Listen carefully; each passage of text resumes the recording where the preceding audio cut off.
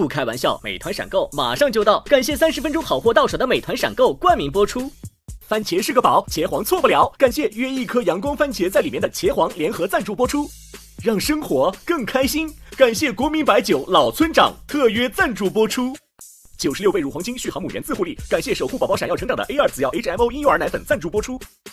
找回状态，脉动回来，感谢随时随地帮你 call back 好状态的脉动行业赞助播出。聊天吃乐事，分享更快乐，本节目由片片薄脆乐事不停的乐事赞助播出。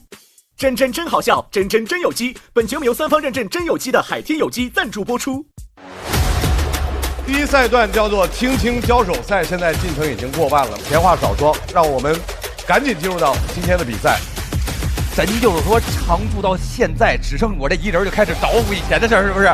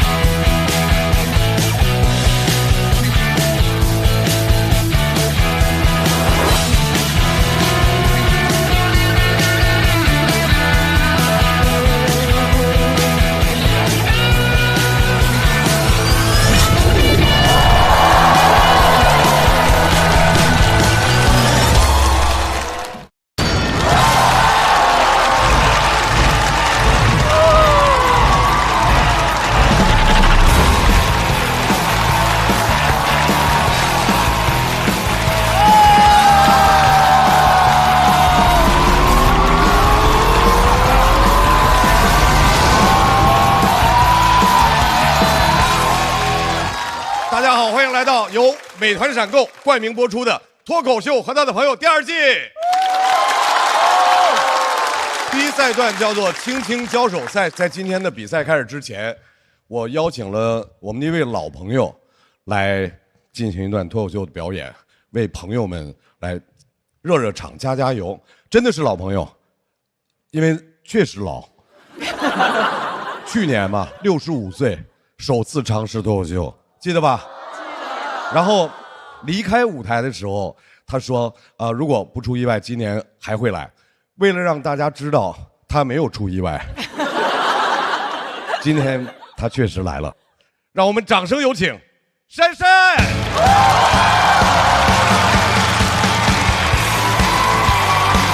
有范儿，淘汰了我2次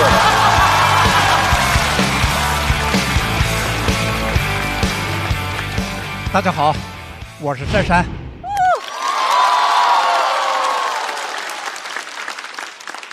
意外不？我还在，我更意外，节目还在啊！但今年我不是来参加比赛的，就给大家开个场。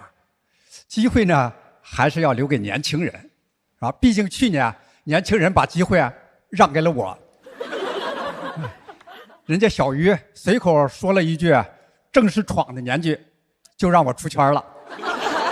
这要说还得是北大学霸，他的知识改变了我的命运。我的命运谁来改变？节目播出以后，好多媒体采访我，都快给我整成一个励志典型了。有时候我就感觉脱口秀这个行业一个老头不够用了。脱口秀是真的需要老龄化，好多老字号单位纷纷联系我，就是老年报、夕阳红、敬老院这些，邀请我去参加各种活动。我发现新老艺人赛道很窄，真正的老艺术家都很贵，像我这种新老艺人就比较抢手，甚至有点担心，我是不是抢了唐国强老师的活了？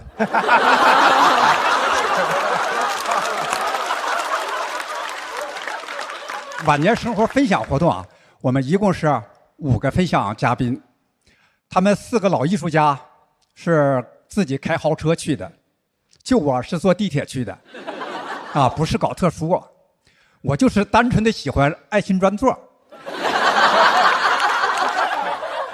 录制完成，节目组给我定了第二天早7点的返程航班，4点钟就要起床。我说能不能给我定一个正常时段的航班？他们说正常时段都超预算，不把我当艺人也就算了，也没把我当老人。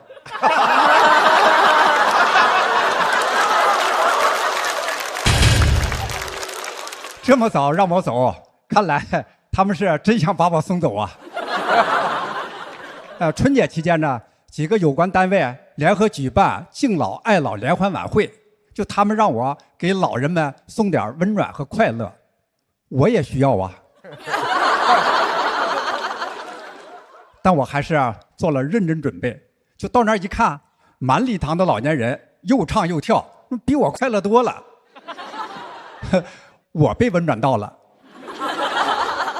所以那天我发挥的特别好，抢了所有老头的风头，好多老太太抢着和我拍照，有的还和我比心，当场气倒了好几个老头。就我偶尔也会参加一些别的活动，比如春晚。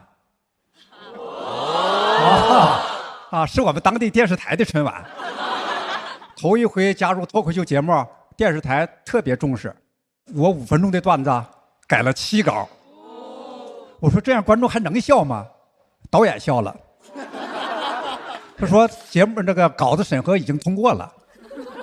录制那天，我说能不能给我装个提词器？导演说那是你们网络节目，我们电视台不整这些。他们不整这些，那就是整我呗。就我还参加了综艺节目《一路繁华》。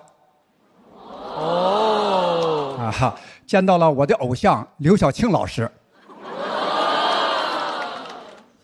没想到吧，我也喜欢姐姐。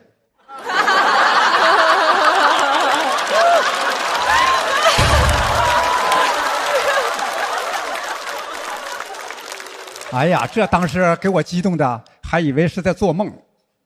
因为刘晓庆整整比我大了10岁，看上去我比她大20都不止。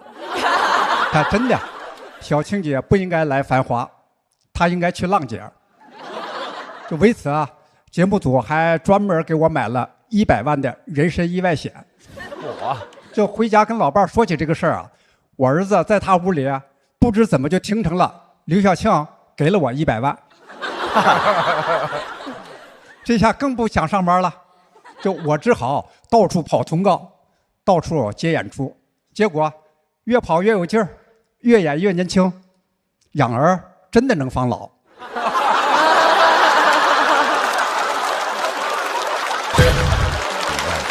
很棒。我老伴儿的闺蜜特意去看了我的线下演出，就第2天就跑到我们家，当着我的面跟老伴儿说：“你家老头火了，演出结束，好多女粉丝排队签名合影，你可要注意了。男人，尤其是说脱口秀的，一火就塌房。”我一听这是啥闺蜜呀？60多岁了，根本不懂男人，是吧？现在有些脱口秀男演员，那不火也塌房。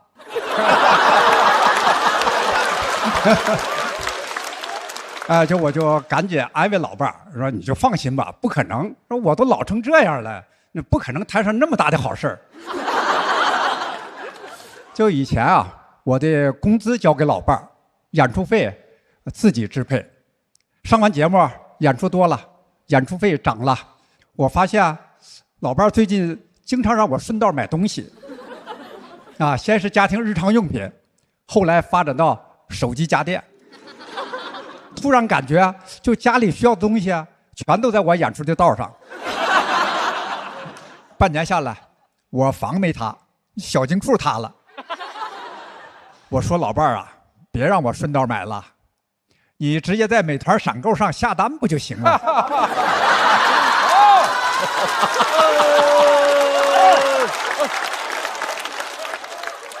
闪购一下，30分钟送达，不会让我们久等的。毕竟咱们这个岁数确实等不了他们太久。老伴儿一听，行，那就用美团闪购。等会儿出去演出，你在路上顺道下个单。看来我要在这条道上一条道跑到黑了。要说变化最大呀，其实是我老伴儿。接受央视新闻采访时，他说我过去一直忙工作，现在整天鼓捣脱口秀，家里的事儿不闻不问。他演出一次说的话比和我1年说的就多。哎呀，听了以后我特别自责，我开始刻意聊他感兴趣的话题，偶尔也做些家务。前些日子呢，还带他去云南玩了几天。怎么说呢？就我俩现在这个感情吧，很难上再见爱人了。所以啊，我要特别感谢央视。彩排的时候节目导演听到这儿也笑了，说这样讲审核肯定能过。谢谢大家，我是珊珊。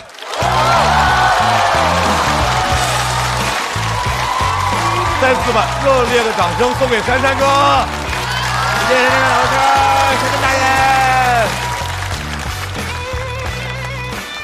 珊珊哥，我多问一句，今年为什么只是表演嘉宾，没有参赛？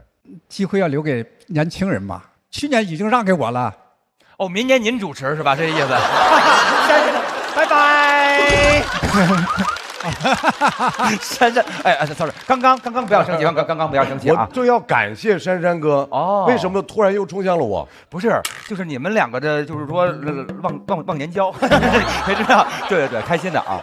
来，再次感谢珊珊哥给我们带来的精彩的开场演出，谢谢珊珊，拜拜，谢谢大家。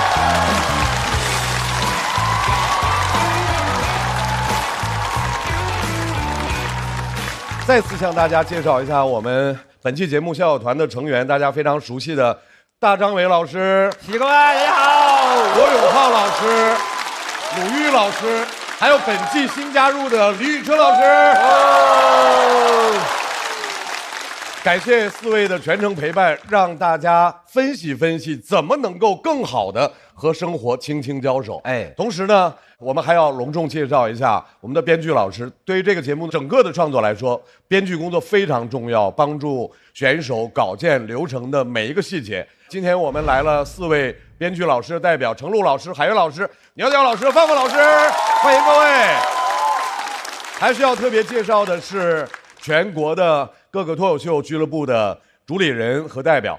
正是因为有这些俱乐部出色的经营，才能够给脱口秀行业不断的输送新鲜的血液，让我们看到更多年轻人在这个舞台上大放异彩。来给大家介绍一下喜剧联合国、开花脱口秀、会说笑喜剧、喜翻喜剧、西安喜欢脱口秀、笑妈喜剧、昆明不止喜剧、会笑喜剧、过载喜剧俱乐部、宁波蓝总喜剧、四笑喜剧、酷豆可逗了工作坊、苏州莱塞喜剧、搞笑圈脱口秀、无名喜剧、都不酷喜剧、加密喜剧、去听喜剧、上课喜剧、单立人喜剧，欢迎各位。还有掌握着我们每一位脱口秀演员去留的现场的260位观众朋友，欢迎各位。来介绍一下规则，朋友们，我们这一季的节目一共是300张票 ，PK 赛结束之后，票数高的这位朋友就晋级了，票数低的那位朋友进入到待定区。如果平票，同时2个人都大于200票，2个人都晋级。如果双方的票数都低于或者等于200票，那么这2个人都要进待定区。本赛段一共有42个晋级名额，在本赛段结束之后，有17组朋友要离开脱口秀的这个舞台。特别说明，在本赛段使用等等灯的这个权利，每位嘉宾只有1次。目前罗永浩老师和鲁豫老师已经用过这个灯了，李宇春老师和大张伟老师要在下半赛段把这个权利用掉。行啊，闲话少说，让我们赶紧进入到今天的比赛。第一组要对阵的2位是贾浩和火锅。哇！第一位出场的选手，去年他完成了从1轮游到进入总决赛的巨大的突破。那么从去年到今年这1年，也不知道他在美妆赛道上到底跑了有多远。哎，掌声欢迎贾浩。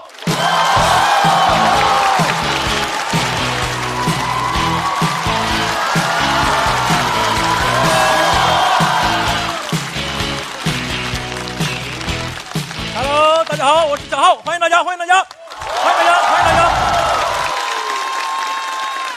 节目又开始了，脱口秀的夏天来了，我也带着自己化的妆来了啊。要给大家先汇报一下新的一年的一些变化。第一个，我今年开始尝试戴耳麦在演出了，原因很简单，第一个，我觉得新的一年可以给自己一些新的表演方式、新的挑战。第二个，是因为我以前一直演线下的时候，很多人说我像胡豆豆。哎，我每次听到这里，我真的在想你在开什么玩笑。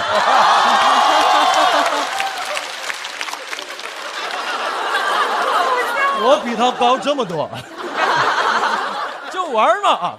第二个变化是去年讲了美妆的段子以后，一切都变了。我能够理解有人叫我姐妹，我也能够理解有人叫我美妆博主老师，但为什么有人叫我姐妹老师？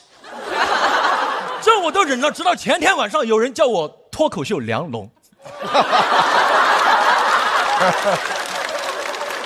也有观众给我发私信，特别是男生给我发私信说咨询护肤啊、打底啊、化妆啊什么的。我觉得兄弟们可以的，但你要做好心理准备，一开始学化妆真的会不习惯。我刚学化妆的时候，有一次被自己保温杯上的口红印吓一跳，我心里想哪个绿茶偷喝我的红茶，反应过来是自己啊。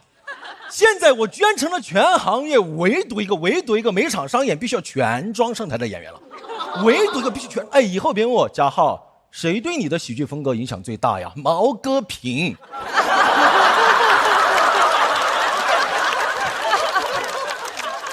我现在对外都说我的恩师毛戈平，但如果雅诗兰黛和迪奥愿意教我的话，我愿意背叛师门啊。我现在化妆的原则很简单，我只要化了就必须被人看到。我之前去时尚芭莎，别人给我化了一个很好的妆，当天晚上拍完照，我马上打车去了开放麦。那天我一个段子都没有写哦，但就是想见见观众们。那天我讲的倍儿凉，但我倍儿好看。别的演员出梗，我出图。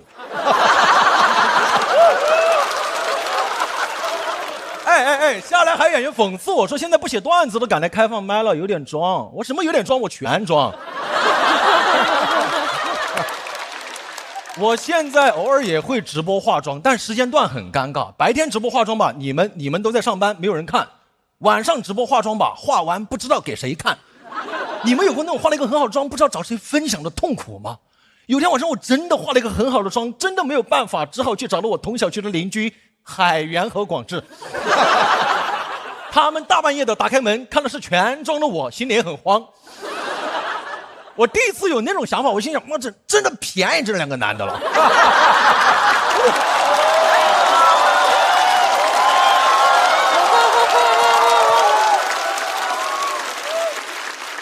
他俩那天门都没让我进啊，10点多就说困了。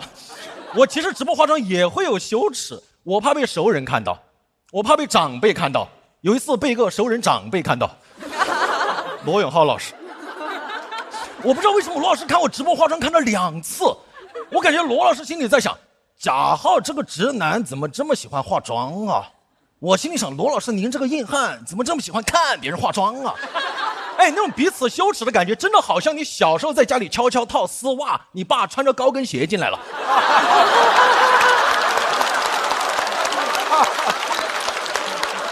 但罗老师人很好，马上给我刷了一个很大的礼物。我当时第一反应真的是，罗老师您赶紧走，赶紧走，不要让债主看到你在打赏男主播。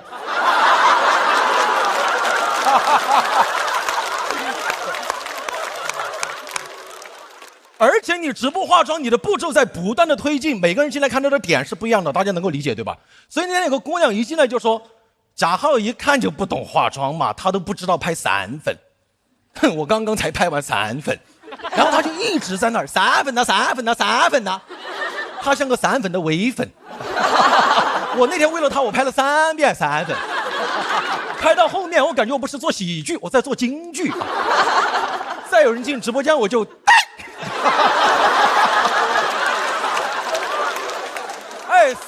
散粉那个粉浓到什么程度？后来有个哥们儿进来在我面前点烟，我脸炸了一下。3遍散粉交流步骤我能够理解，但为什么那天有个哥们儿一进直播间看我一个男生在化妆，他就一直在那儿刷娘娘娘娘娘，你就感觉他妈走丢了。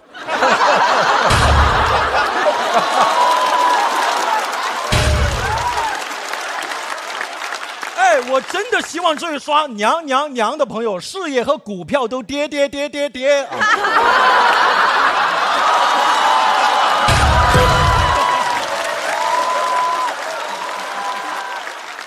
因为没有人规定男生应该什么样子，对吧？也没有人规定女生应该什么样子，我就完全两者有相通的地方。像我完全可以空气投篮以后涂口红。我甚至觉得喜欢打游戏的男生和喜欢化妆的女生都会经常抱怨同一句话：哎呀，怎么又卡了？它是能相通的。我现在慢慢意识到，素颜的我是我气场最弱的时候。我现在化完全妆，我简直是钮祜禄贾浩。但是钮祜禄贾浩也驾驭不了一些观众的建议。真的观众给我发私信说：哎，浩哥，看你直播化妆，发现你那个胡茬有点重，你要不要去做个激光脱毛手术？我心里想，那是不是走得更远了？也有人说你要不要教会所有脱口秀男演员学化妆？这个样子的话，你积大德了。我心里想，这就积大德了。在我心目中，什么才叫积大德？以后酒桌上再有中年大哥讲低俗段子，我拿着散粉过去，哥太油了。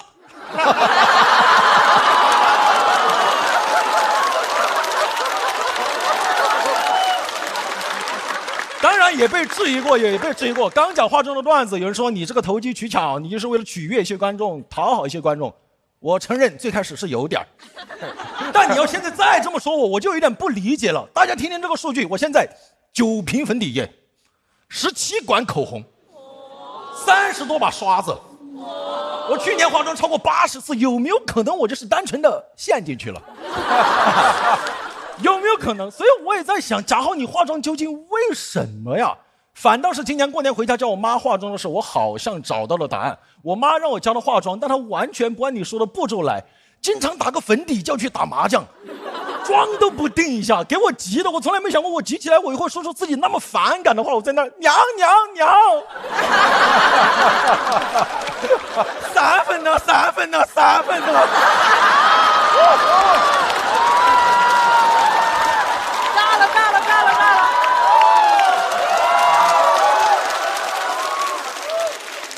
我妈一个四川阿姨用 TVB 的方式，好像道出了化妆的精髓。她说：“化妆嘛，最重要就是开心噻。”谢谢大家，我贾浩，谢谢。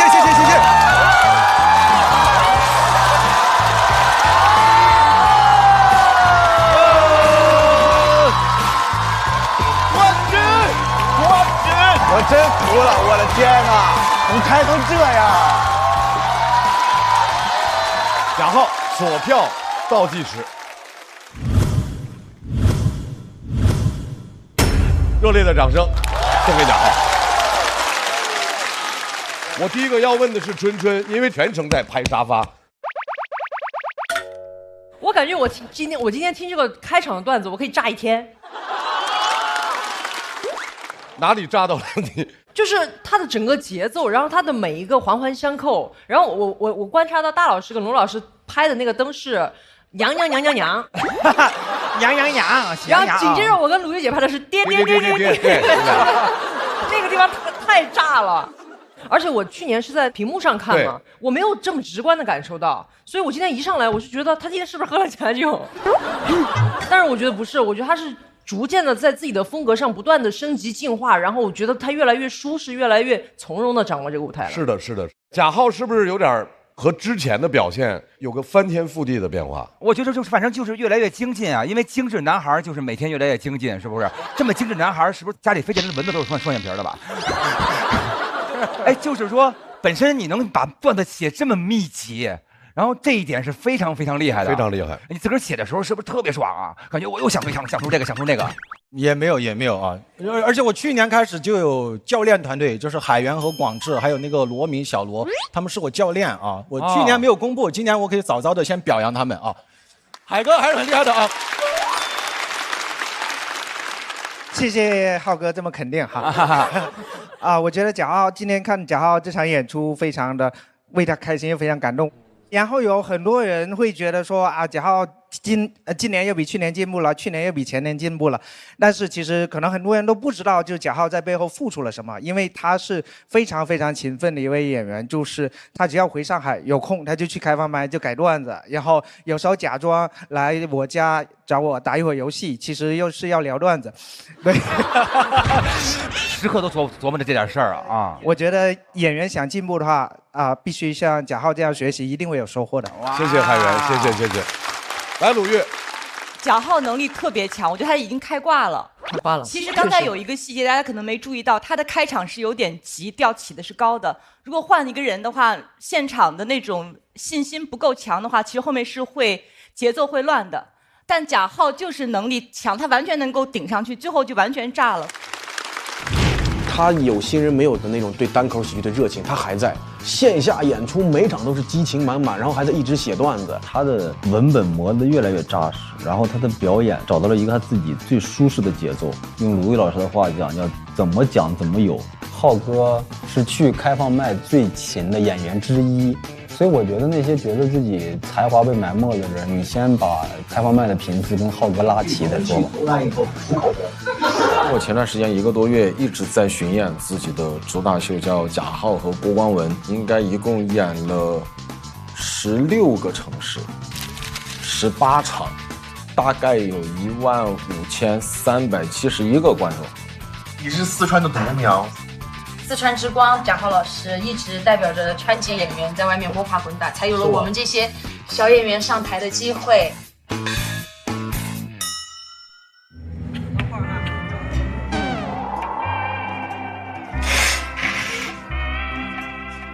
今天开始是鼻涕。你们有点来到秦道的那个。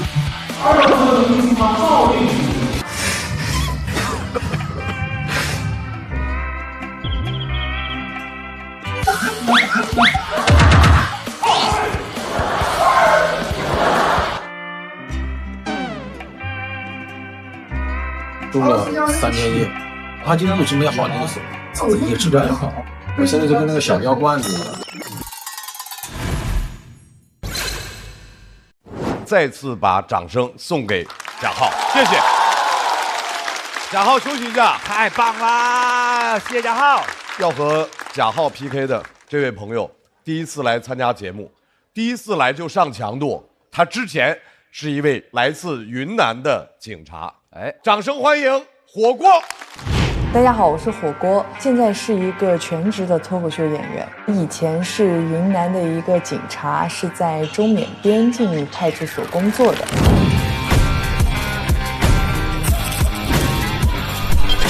年龄36。讲脱口秀多久了？1年。还有什么其他的技能？格斗、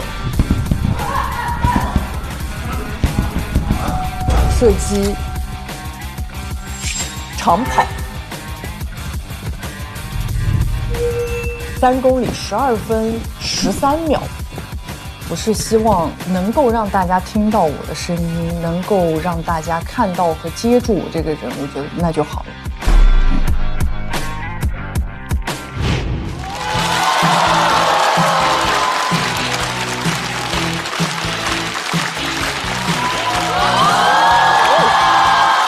姐姐好帅啊！姐姐好辣。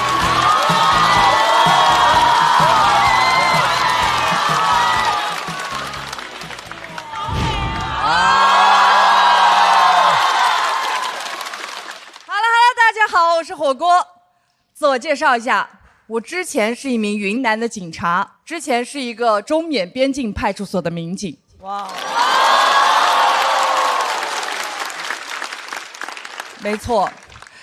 既然男孩子给大家聊美妆，那女孩子给大家聊聊办案吧。我们所平时业务量很大。其实我是一个特别活泼的警察，但我发现报案人通常比我活泼。有报案人来找我报案，开口就是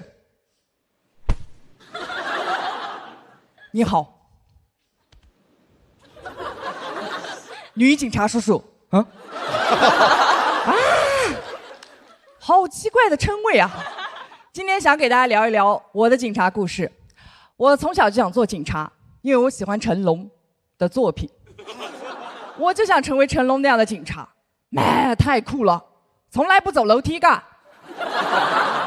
从警校毕业，我的越野和格斗是满分。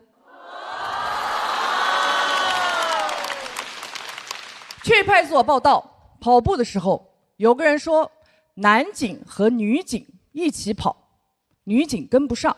哼，那天我把那个人套了2圈。每次跑到他旁边，我还对着他的耳朵跑快点儿，男人。哎，其实我是想着，我表现得好一点，可以安排一个很酷的师兄来带我啊！我的脑海里已经出现吴彦祖的身影了。结果来带我的师兄，长得和那个哪吒里的太乙真人一模一样。他是个贵州人，说话还带怒音。天菩萨，天菩萨就是我们云贵川的 Jesus Christ。咋个会有跑得那么快的妹妹哦？走，带你出警。我一听我知道稳了，我要参加湄公河行动了。结果师兄带我去抓鸡，老百姓请客要做烧鸡，鸡跑了抓不着，打电话报警，说是报案人急得很，水都烧开了。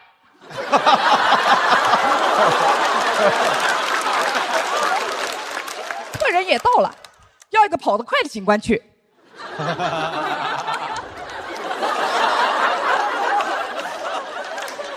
我跑得快有什么用？云南的鸡会飞，谁能抓得到飞机？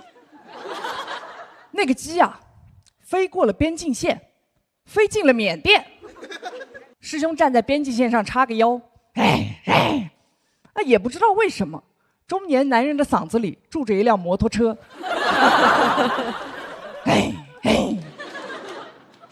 鸡出国了。最后啊，我是让缉毒犬卧底成农村土狗。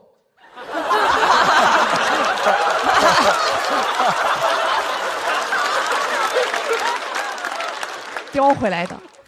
然后那段时间，我们所就发现我的才能啦，给我安排的案子都什么：牛走丢了，去找牛；小孩被猪拱了，去抓猪；猪又掉粪坑了，去捞猪。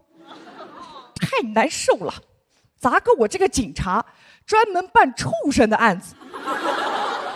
我从小好强，但又特别爱哭。我每天看着其他人出警办大案子，晚上都忍不住在宿舍里哭和嗦米线。啊，人真的好复杂，怎么可以悲伤的同时还贪吃，还自恋？边哭边嗦米线的时候，照了眼镜子，我发现，妈耶，我好有破碎感哦。但我不想做一个破碎的警察，我想做一个破案的警察。过了几天，正好是泼水节，所里安排我和师兄做便衣，维持秩序。师兄见我是第一次参加，说是要把体验感拉满，给我租了一条傣族裙，给自己搞了一件马甲。天菩萨，你们有没有见过太乙真人穿马甲？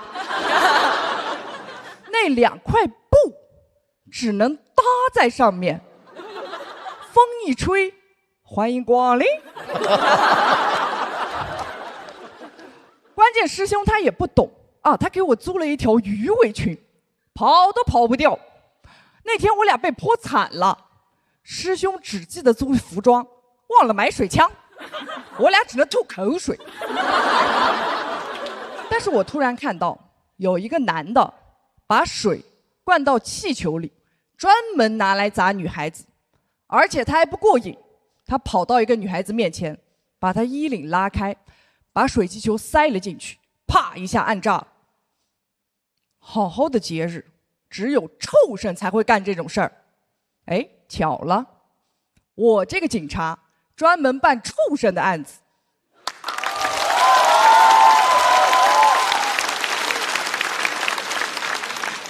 当时我一个高抬腿我就出去了，但同时我也听到了一声“擦”，我想完了，哎呦，歹装变旗袍了。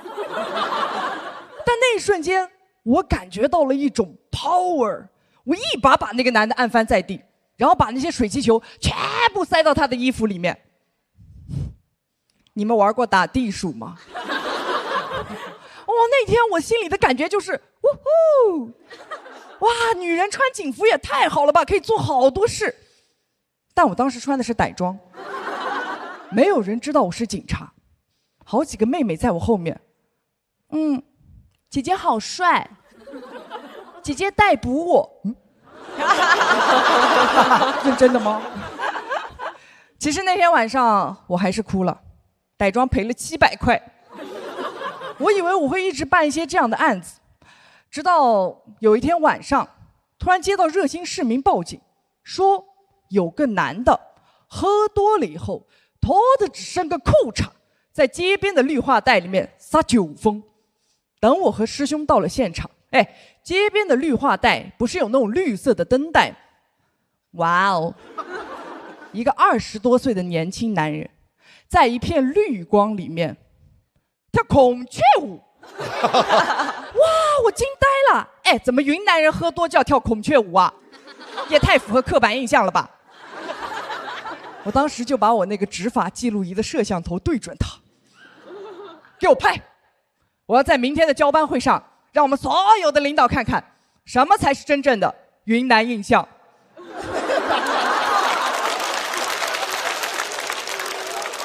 然后我们叫他赶紧出来嘛，他不肯。他说他的真实身份是孔雀公主，然后前面不是隔离带吗？他一个大跳跃，来到我的面前，伸出他的孔雀手，抓我的头。有时候警察也想报警啊。但我突然发现，这个人身上没有酒味，我一想着了，不是喝多了，是吃菌子中毒啊。更符合刻板印象了呀！我好怕他下一秒要掏出一个葫芦丝开始吹了。我们赶紧把孔雀公主拉进医院了。果然，他一个人在家里炒菌子，炒着炒着尝了一口。过了一会儿，他家厨房门打开了，一只孔雀骑着杨丽萍进来问他：“你要跳舞吗？”难怪孔雀舞跳得那么有信念感。一转眼我已经工作18年了，有了很多奖状、锦旗，还有3等功。我发现我不用做成龙，我做我自己，照样有我的新警察故事。谢谢大家，我是火锅。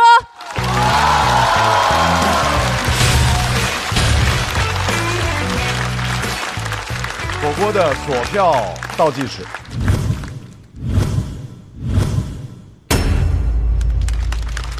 火锅的自我介绍写的特别直接，叫我是警察。哇，就是一个来自云南的警察。哇，你就是希望以最快的速度让大家对你的状态有一个初步的了解。是，一报完这个，观众里没有跑的，对不对？没有跑的立刻抓。会有来跟我报案的，现场报案，是，太逗了。好的，来，春春很喜欢，又特别投入的喜欢。是的，因为他一上来的我觉得很帅，首先，然后这样的一个女警察的一个形象，我是觉得非常亲切。首先，因为我们家有很多的警察，我爸爸是警察，然后我有2个表哥也是警察。然后其实我当时我妈妈对我的职业规划里面，我有可能是我们家的一个女警的。所以我对这个职业是天然有一种熟悉感，有一种这个亲切感的。然后刚刚在那个听他分享他的那些故事的时候，我就觉得很鲜活。然后尤其是他讲到那个泼水节的时候，就是我觉得这个东西也是我在生活当中会有一些同感的地方。比如说会以一种祝福的名义，尤其是男性对女性，然后或者是一种理由或者一种借口来以祝福的方式向你表达一种其实是很不礼貌。越界，所以他在讲那一段的时候，我是特别有感受的。然后他的行为也让我觉得很爽。对对，就是很过瘾、很解气的一种感受。对对对。谢谢春春的分享。大老师觉得哪儿好？我觉得哪儿都好啊，哪儿都太好了啊，有意思。一上来大家就被他这个气场啊，然后这种帅气给镇住了，而且后边那个多他那个特别好玩。如果这个节目播完之后，我就以后说他们姐姐杀我，说姐姐多我，然后这个姐姐多我啊。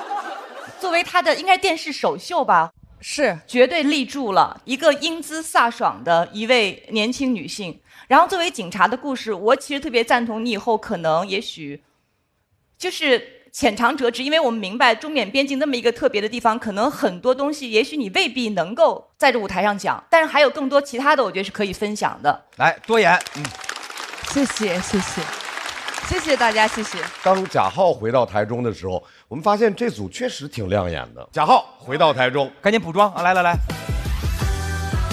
们先来看一下小小船灯数，40对20。在全场观众投票结束之后，贾浩和火锅的票数是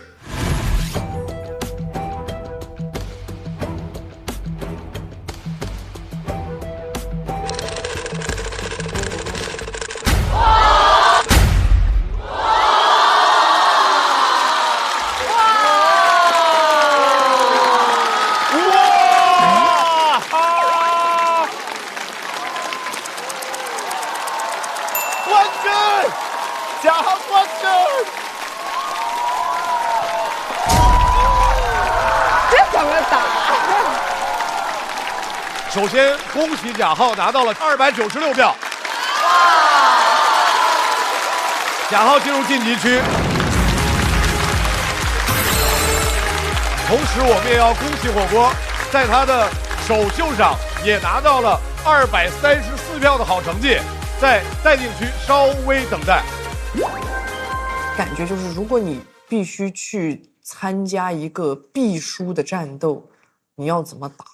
本来一开始有一点想哭，但讲完觉得也没遗憾了。就是最后一次在台上讲我是一个警察，但是真的超爽的，就是那种感觉。那么下一组要来1v1 PK 的是大国手和不辣。首先要出场的这位呢，大家对他挺熟悉的，他把几乎所有的时间都用来思考。所以他不太有时间上班和挣钱所以就过得比较穷，然后于是穷着呢，就把自己穷笑了，什么玩意儿？掌声欢迎大国手！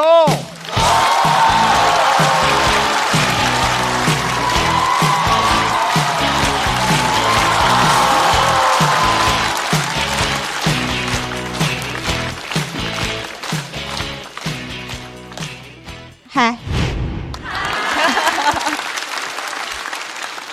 大家好，我是大国手，是个学哲学的，5年没上班。不是我找不到工作，而是我找到了更多，找自我价值，找人生意义，找朋友借钱。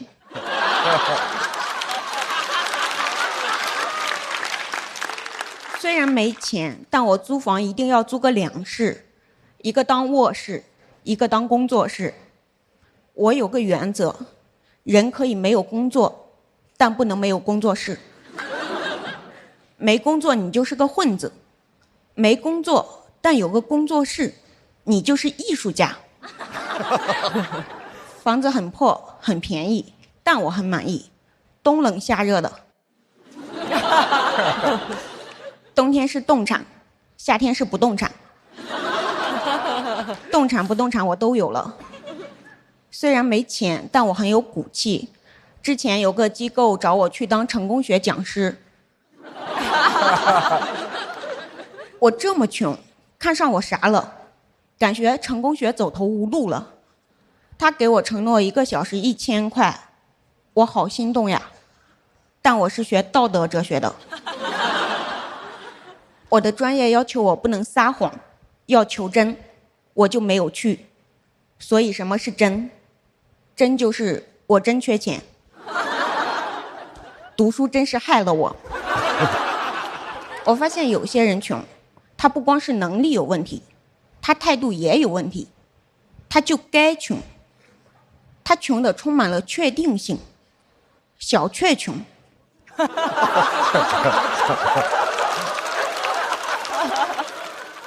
虽然没挣到这笔钱，但我感觉很自由。康德说了，自由不是你想做什么就做什么，而是你不想做什么就可以不做什么。朋友听了问我，那你想旅游怎么办？我说，一看你就没听懂。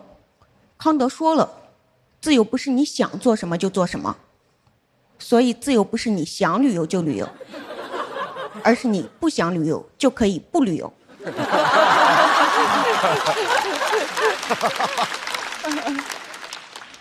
他说，那你不想不旅游怎么办？说实话我没听懂，但我有点想旅游了。当然我没去，穷人满足欲望的方式主要靠禁欲。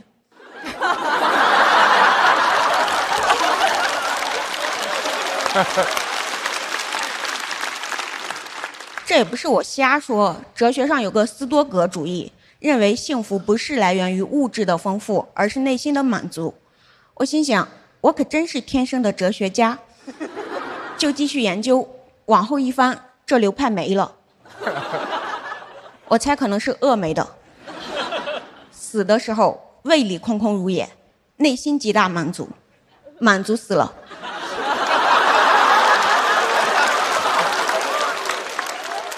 但这毕竟是书上的东西，我也没被吓住。直到有一个穷朋友生病了，连夜进了 ICU， 我就有点慌了。我是不是太穷了？这样的生活有保障吗？生病了怎么办？我要不要还他的钱？没还，也没多少，我就帮他转发水滴筹，3天就筹够了。我瞬间就不怕生病了，生命自有出路。他可以，我也可以，而且我想愁就愁，不想愁就不愁，一点也不愁。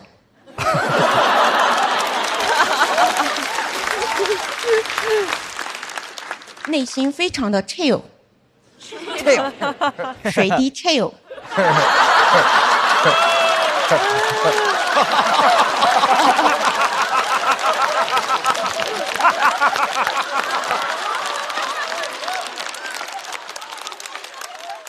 我就在这种 chill 的状态下探索生活。23年就开始尝试脱口秀，还自费去外地参加比赛，没钱住宿，就在一个女性物品闲置群里问，有没有姐妹让我小额付费住一下沙发。我希望有人联系我，但真有个人联系我，我又有点害怕，我怕他嘎我腰子。我理性分析了一下，一个腰子还能活，酒店1晚300真要命。我正瞎想呢，他给我发微信，我要去看演唱会了，钥匙就给你放门外，你就当自己家。我觉得他人好好呀，要是能带我去看演唱会就更好了。虽然穷，但活得很有安全感，因为朋友和陌生人都给了我很多爱，还借给我很多钱。我真的很幸运，也就是遇上了这群朋友们。后来上完节目还完了债，我的债主也真的很幸运，也就是遇上了脱口秀和他的朋友们。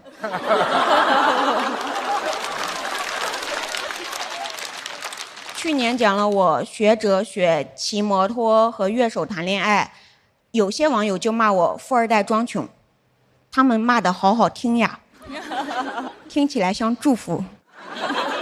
但我不服，他们总是认为有钱人才配自由，还说什么财务自由才是真正的自由。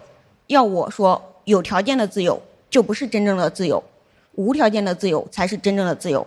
什么是无条件的？贫穷。你想穷就穷，你不想穷也得穷。经过认真思辨，我就发现，穷人就适合学哲学，因为穷则思变。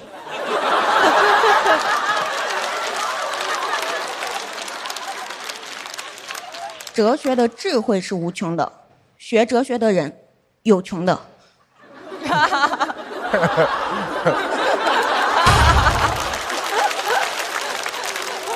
不学哲学的人也有穷的，世界本来就是穷人的。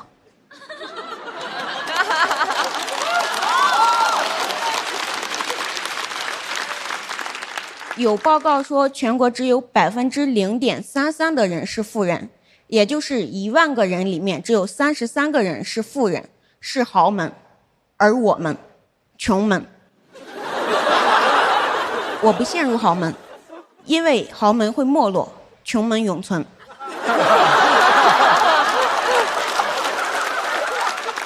欢迎加入穷门。尤其是年轻人，人固有一穷，但20岁的穷是相对性的穷，辩证性的穷，结构性的穷。不要怕，20岁你血条又厚，父母也还年轻，不需要你照顾，社会对你也没啥期待，因为根本没人期待你。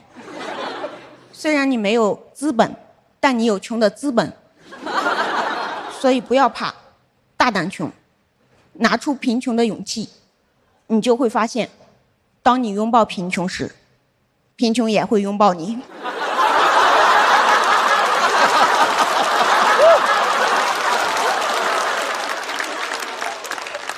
是不是还挺励志的？成功学就是看中了我这个。本来结尾我想送大家财务自由的，经过一番思辨，我又觉得算了，不是我不想送，也不是我不想不送，而是康德说了，当你不想要财务自由的时候，你就自由了。谢谢大家，我是大国手。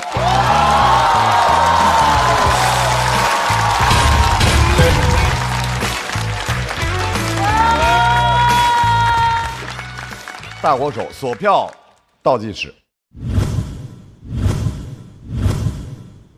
再次掌声送给大国手。和去年风格上是一样的，对，但是比去年的还好笑。对对对，而且整个水准又上去了一个很大的台阶，因为像他这样平时没事就躺着胡思乱想，特别适合做这个行业，可以产生无穷无尽的排列组合，所以我对大国手从第一次就特别喜欢，然后期待他成长成为一个怎么说呢？其实袅袅后来不怎么演出以后，我就很难过，因为我们这个舞台有很多是完全无厘头的搞笑，也非常优秀，然后有很多生活经验的那种有趣的叙事型的也非常好，但是同时我也特别希望这个台上有更多头脑特别聪明的，然后能想出很谁不聪明？不聊这个啊，不是聪明的方向不太一样，不一样。对呀。袅袅老师，刚才 Q 到您了。我对这个段子也很惊喜的。其实从读稿会后来，他自己也改了很多，所以大国手本人的创作能力真的非常强，为你感到开心。好，谢谢娘娘。因为我跟大国手关系也挺好，然后看他一步一步，从刚开始特别焦虑，然后最后把这篇稿子很好的呈现在舞台上，替他特别开心。最后就一句话：穷门永存。穷门永存。我在小红书上关注大国手，然后我有时候会看他做直播。你知道我内心是特别矛盾的，一方面我特别高兴，但同时因为我太喜欢你的风格了，我希望你一直讲这样的内容。可是我就明白，那就是留给大国手讲贫穷的时间不多了。谢谢鲁豫老师，但是不用担心，我就是变得日子过得好了起来就会怎么样。我希望你日子过得好。现在我就是也在做着我之前上节目之前就有一个月薪1600的工作，兼职给一些喜欢哲学的人去上课。我觉得这个过程中能够就是别人的思想能够反哺我，而且需要1600的工资帮我平衡一下名利场的喧嚣。厉害！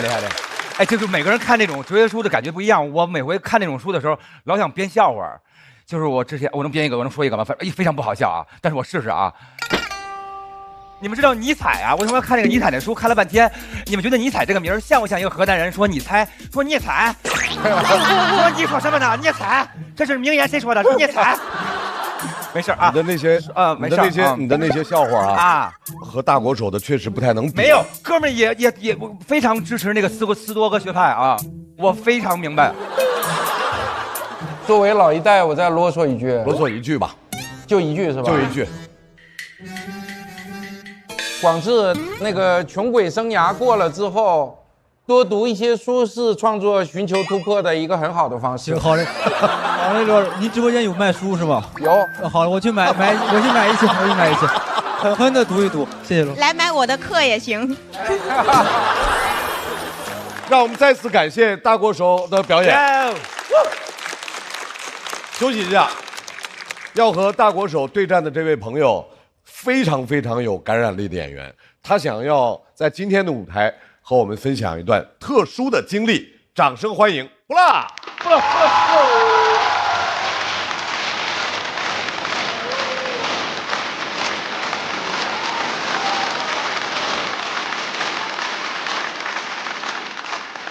哎呦，你们好棒！我是不辣。现在聊点最近发生事情吧。哎，说实话，最近还是蛮苦恼的，因为我前一阵子演出之后收到一条差评，有个观众说我长得猥琐。哎，我一直以为我是可爱，没想到我是个猥琐小可爱。而且通常也就说我不好笑，哪怕说我不好看，我都能忍受。但说猥琐是不是有点太过分了呢？哎，我甚至不知道一个女生怎么样才算长得猥琐。我网上去搜猥琐女，跳出来哇塞，全是男的，要么女的模仿男的。我想完了，他该不会骂我像个男的吧？这骂的也太脏了。去年靠外表还演上了一个短剧。哇哦！啊，这是个很正经的短剧，主要反映职场霸凌的一些现象。我当天就跟我妈说，哎妈，我要去那个职场性骚扰的短剧。她马上就紧张起来，她说，哎呦，那你不要吃亏哦，哎，人家摸过来了，你巴掌那个打过去哦。我说，妈，是我去摸人家。她一听，呀，那你也不要吃亏啊。说人家过来了，你巴掌那个摸过去啊。他们摄像老师出来给我讲戏，他说：“哎，老师，哎，等一下是你的第一场戏啊，好吧，是个眼神戏啊。等一下男主从这个门进来，你就眼神开始骚扰他，你知道吧？骚扰他，哎，你的眼神当中啊，要充满欲望，要有攻击性啊，要 dirty 啊。”用一个词语来形容就是我知道男性凝视。我说哎呦，老师你蛮懂的嘛，我们马上开始好吧？3、2、1 ，action！ 我就，哼。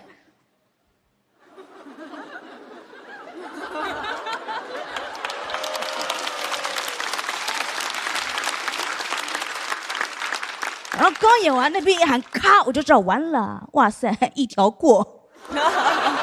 我看男主也要完了，因为他整个人愣在那边，哇塞，根本接不住我的戏。哎，说他根本不知道该怎么样，他见我站在那边就走了过来，毕恭毕敬给我鞠了一个躬。他说：“哎呦，老师，哇，您刚才真是演得太好了。哎，您是科班出身的吧？哎，刚才那些是学校的老师教你的吗？”我说：“不是，是社会上的老登教我的。”导演彻底被我征服了。他说：“哎呦，老师，你老天赏饭吃啊！以后职场性骚扰戏还找你，赏饭吃赏什么饭？是牢饭吃吗？最好一点就这个戏他拍了，但是没有播，因为我的戏被全部剪掉了。没关系，因为我也能够理解，而且我也真的觉得那些职场性骚扰的人就是应该被全部剪掉。好，谢谢大家，辛苦了。来，把掌声送给不辣，谢谢。同时，我们也请大国手回到台中。我们来看一下2位脱口秀演员他们最终的得票是。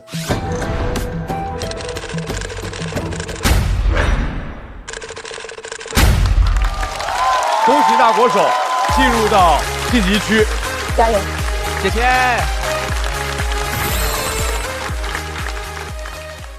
下一组要来1v1 PK 的是高寒和小四爷。马上要出场的这位朋友，他的表演风格简单的一句话概括就是活人微死。掌声有请高寒。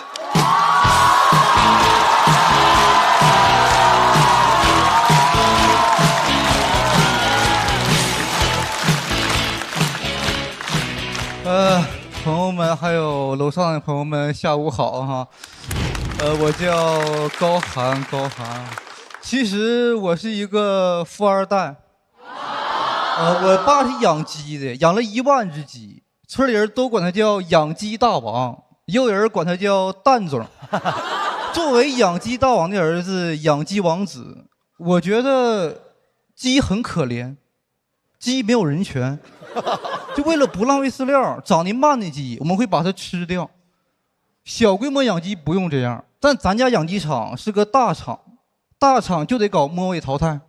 哇，狼性文化，这种狼性文化让我天天吃鸡。它不是一般狼性文化，它是黄鼠狼性文化。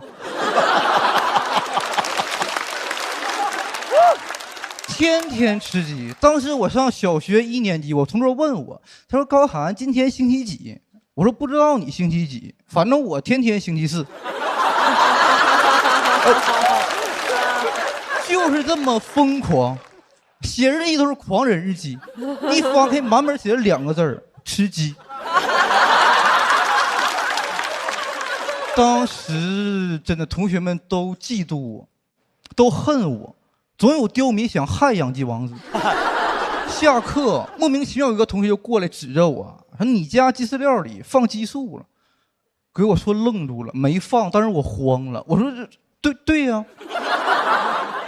激素咋的了？鸡爱吃素。”哎呀，这段剪掉。我问鸡了，我说往你饲料里搁点激素行不？这个鸡说：“哎，搁。”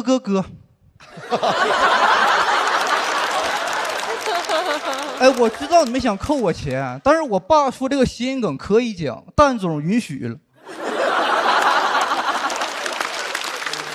当时是2006年，那个年代太神奇了，就咱家养鸡能养出优越感，能养出自豪感，能养出禽流感。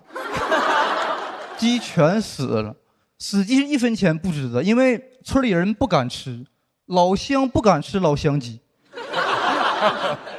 都死了是因为我爸他不会治，他当时用一个偏方在鸡饲料里放鸡蛋。我说这是干啥呀？鸡蛋是鸡的宝宝啊！你想让鸡吃完有什么反应？鸡说：“哎呀，吃饱饱了。”什么乱七八糟的？鸡质问我爸，鸡说：“你刚才往我饲料里放啥呀？”我爸说：“吃的是宝宝辅食。”这个让鸡吃鸡蛋，这不就相当于《封神榜》里那个姬昌和伯邑考吗？我说啊，爸，你这个养鸡大王是纣王啊！一夜之间破产了，就是咱家从婆罗门变成了穷门。我都想让那个别人给咱家捐款，但没有渠道，那个年代还没有水滴切。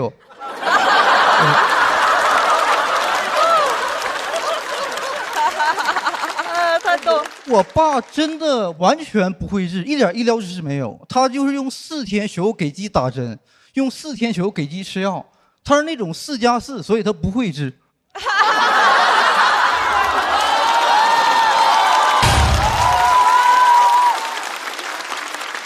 不会治，一夜之间破产了，所以我觉得人生真是无常，很多事儿说不准。要不是因为禽流感疫情，养鸡王子不可能在这儿取悦你们这些老百姓。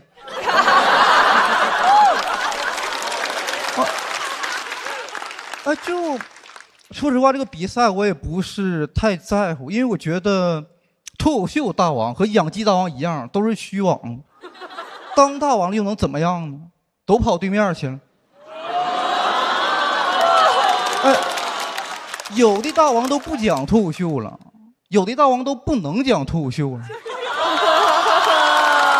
哎，就剩一个呼兰在股市里被资本家像猴子一样戏耍，对面节目的大王甚至就是猴子。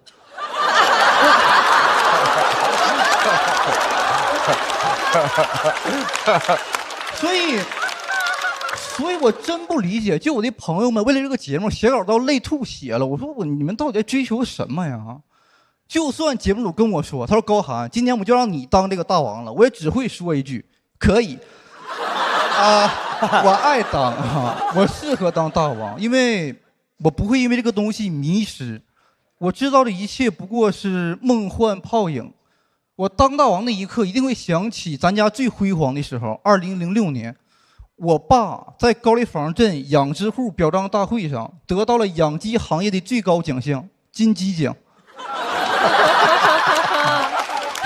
他是那年的金鸡奖最佳饲养员。我看着咱家养鸡场非常大，所以我感觉它永远不会倒塌。但那天我在养鸡场里听到几只鸡咳嗽，我没听过鸡咳嗽，我只听过企鹅咳嗽，在 QQ 上。哎，这说明什么？这说明我从小就跟腾讯有缘。哦，哎呀，要不得，要不得呀！然后鸡就开始疯狂地掉毛。咱家鸡是养在一个悬空的架子上，是白羽鸡，羽毛是白色的。一进养鸡场，我吓一跳，我说妈呀，下雪了！2006年的第一场雪，是咱家养鸡场里下的鹅毛大雪，一夜之间1万只鸡全死了。那天我爸没睡觉，他在养鸡场发了一夜呆。第二天早上我过去找我爸，我说爸，咱们的人生还有希望吗？我爸说有鸡毛啊。讲到这儿，谢谢你们。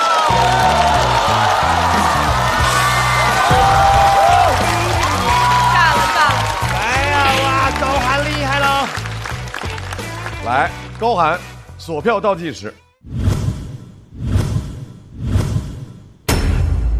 再次掌声送给高寒。邵刚老师，我刚才想说一下，这个刚才你们在很快乐的看演出，中间有2-3分钟，我经历了我人生录这一类节目最艰难的2-3分钟。你怎么了？没注意？我从后边拿水喝，不小心把这个美团的牌子撞倒了，然后我慌得要死，出了很多汗。因为上一季他表现一般，我觉得可能我拍不了灯，然后我就想，结束的时候我要说明我这个不是我拍的，起来真诚地跟他道歉，甚至鞠个躬，不惜露出我的秃顶。然后我做很多这种想法，结果他很给力，很争气，就后边一个梗接一个梗，最后我就觉得这个好像是天意。哎，我想说句话，来，高寒，我想这么的，我放弃这10票，让罗老师给我鞠个躬。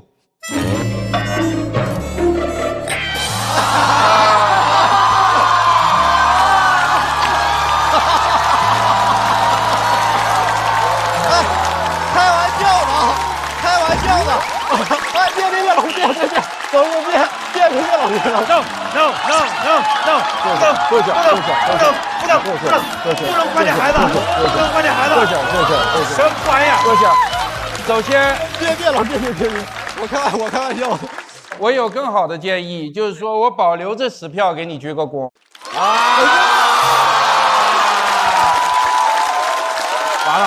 完了，羞愧，太愣了。疯了！哎，高寒，假设啊，刚才和你 PK 的是贾浩，哎，你觉得你俩谁赢？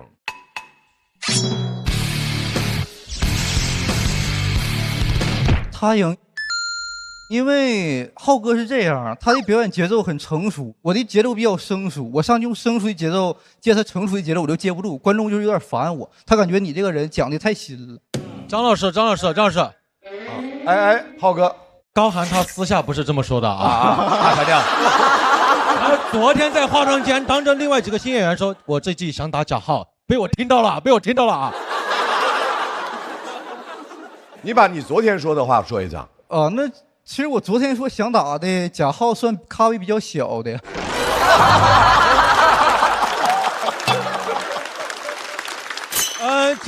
节目组可不可以安排下一轮我俩打一下啊？哎，你是不是小时候被鸡多过呀？这多过你。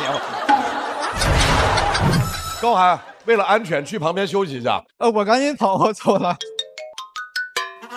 高寒看起来是很混不吝的，很不在乎的，然后特别无所谓的，拽拽的那个劲儿，但是，那个梗一个接一个就表现得非常好，所以高寒是感觉很惊艳的。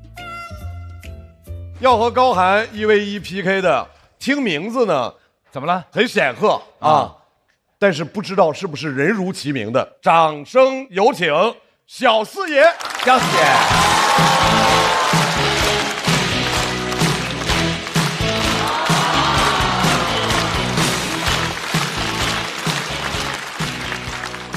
大家好，我是小四爷谢谢我是个穷二代我现在在上海租房住。前两天我室友突然跟我说，觉得住在上海这种钢筋水泥鸽子楼的房子住起来很压抑，想住海景房。我说你也别光聊天，你继续喝。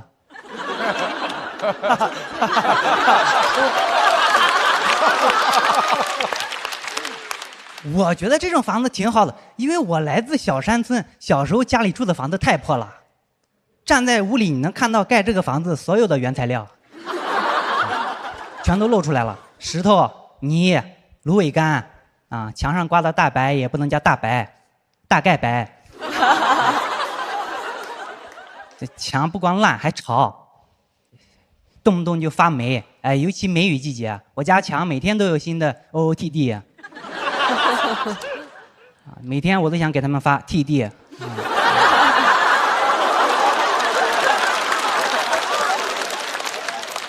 为了遮住这些烂墙，我爸也会往上面贴旧报纸什么的，这些我都能理解。但我不能理解的是，他会贴一些不太恰当的成语典故，持之以恒。我说爸，咱们家这么破，还要持之以恒吗？那你可真是无恶不作。但是贴了也持续不了多久，贴一层烂一层我爸又在持之以恒上面贴了世界地图。我10岁的时候就发现这个世界烂透了。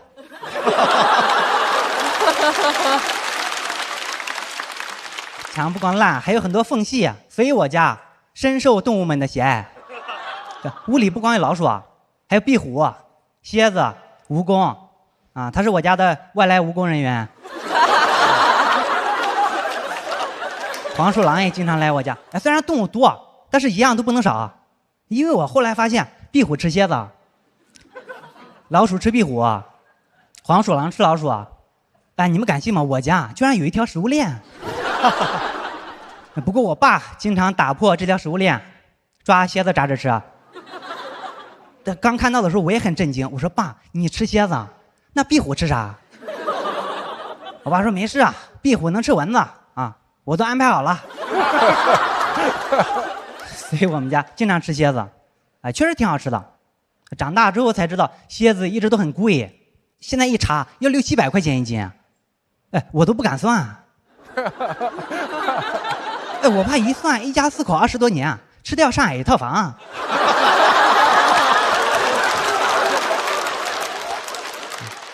家里确实是太破了，所以我就看不得一些凡尔赛文学。就比如以前学课文，刘禹锡写的《陋室铭》，我就特别不能理解。我说这哪破了？他只是说了一句斯是陋室，也不说家里哪破。就开始唯吾德馨。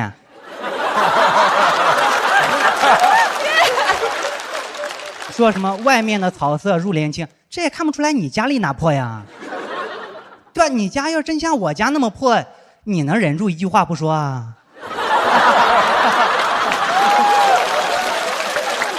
写到后面，刘禹锡自己都怀疑，还问说何陋之有？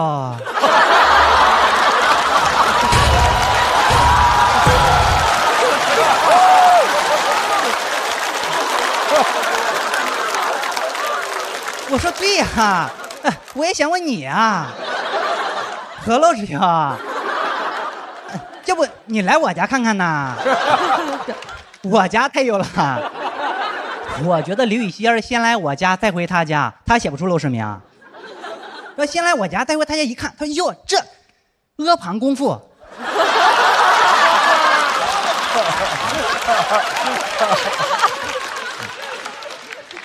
当然大家不要误会，我也不是因为我家破就很骄傲啊，也不是这个意思。住在这样的房子里面，我还是挺自卑的。我只会和一个村的同学玩，因为一个村呢，他们早就知道我家有多破了。对，他们家住的都是楼房，但是他们来找我的时候，我还是有点自卑。虽然他们也不会说我家破什么的，但我知道他们只是看破不说破。所以我就不想让任何人来我家。但我也是没想到，有一天英语老师突然拉个电视说来修电视，我爸会修电视，我觉得让老师知道我家正破真的太丢人了。但我觉得老师好像，他应该只是知道这家人会修电视，他不一定知道这是我爸，对吧？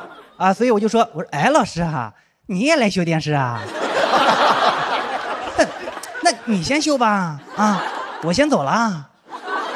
结果老师说你爸给你修电视还要排队啊？啊，我说啊，对啊，确实不用排队啊，那我插你前面了啊。我原本觉得我住在这样的房子里面已经很惨了，直到有一天我听我爸说，这个房子不是我家的。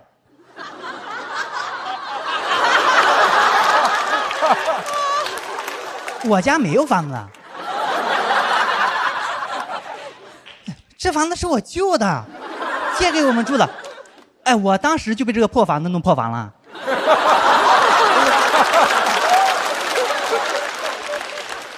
我说爸，那咱们家有什么？这个床是咱家的吗？不是啊。那柜子呢？也不是啊。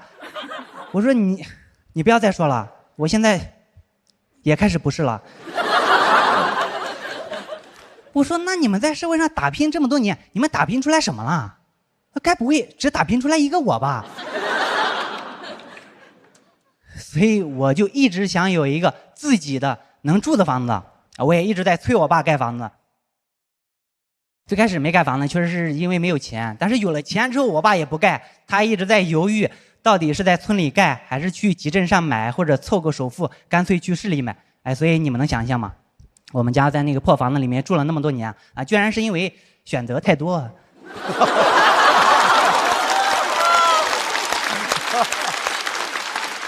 不过前2年我家终于在村里盖了新房子了，啊，盖的确实有点晚了。就我8岁的时候想要的玩具车，你20岁的时候再给我，已经没有意义了。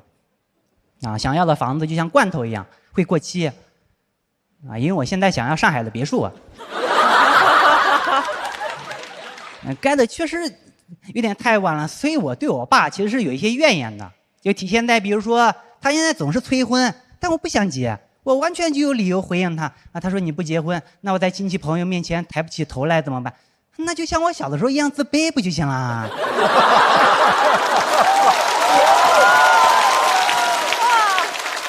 我讲完了，感谢各位。冠军！厉害厉害厉害厉害厉害！小四爷锁票倒计时，来，再次热烈的掌声！厉害厉害厉害！我最喜欢就是他那个小四爷怒怼刘禹锡那一段，太绝了，太精彩了，就太有画面感了。咱们4个是一起拍的灯吗？对，他这个河洛之友。你知道我一直有一个我不知道算不算恶趣味，我特别喜欢就是重新解读我们小时候学的所有的课文、所有知识的那些梗，我特别喜欢。还有，我觉得小四爷是第一个，就是你从第一句开始就基本上赢得了我，你基本第一个梗开始就一直越来越炸。对，我觉得这是特别特别牛的一点。唱歌有一种叫开口跪嘛，就第一句直接就炸了，然后他就这个效果。但是他更厉害的是，因为他第一句抓到你，他后面就要更厉害。对，而且他的谐音梗也一点都不 low， 他中间有2个谐音梗。河洛之友，对不对？一点都不 low， 河洛之友啊，河洛之友。完了，我还想说一句是，这场是很罕见的一次穷二代和富二代的大 PK。然后我们在这个脱口秀的历史上，一般都是穷二代会胜出啊，是不是？这个大范围的观众会感情上对穷二代更认可，或者怎样？我觉得完全不是。今天虽然高寒在我心目中也是当之无愧的决赛级选手，但我觉得还是比他略逊一筹。所以从这个意义上，我想警告一下，留给中国富二代选手的时间不多了。你们如果不努力的话，会被穷二代彻底淘汰。对，非常牛，非常牛。谢谢。你是从哪年开始演？对，怎么就开始啊？最早就是觉得大学毕业可能找不到一个好工作，然后挺喜欢脱口秀的呢，所以就想想试试能不能来讲脱口秀。但是我当时在上海是完全是个新人，也没有上台的机会。然后当时得感谢四笑喜剧老板，他说让我去应聘那个就是在门口检票可以给上台机会，对，所以感谢四笑喜剧，感谢。现在的房子好了吧？啊，对，前2年家里盖了新房子了。它其实是我人生前20年最大的一个烦恼，因为我的人生前20年都是在这个房子里面度过的。今天带你们去看我住了20年的那个老房子，需要先坐3个小时高铁，然后搭公交车到隔壁的那个镇，大概2个小时。因为我们镇没有通高铁，也没有公交车站，所以最后一程是我爸开3蹦子来隔壁镇接我，然后3蹦子再坐个半个小时40分钟，就可以到我们村里了。看一下，对，这就到了，就是这个房子啊。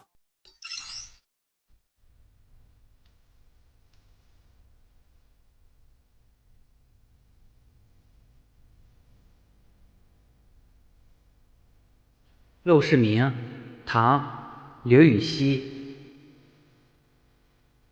山不在高，有仙则名；水不在深，有龙则灵。因为那边有山，这就是村里唯一的出路啊。斯是陋室，惟吾德馨。你看这全是缝隙，所以老鼠还有各种动物爬进来非常容易，你知道吗？这边本来有一张床，就是我和我爸睡在这边。苔痕上阶绿，草色入帘青。谈笑有鸿儒，往来无白丁。那肯定当老的都希望早点结婚，相当于我的终身大事就完成了。对，老的都是这么想。可以调素琴，阅金经，无丝竹之腕，无案牍之劳形。一进门，我爸可能觉得这墙太破了，所以他就把我们奖状还有挂历贴在上面。南阳诸葛庐，西蜀紫云亭。窗户，我爸他也住了20年，他也20多年，他也不装玻璃。好。孔子云：“可陋之有。”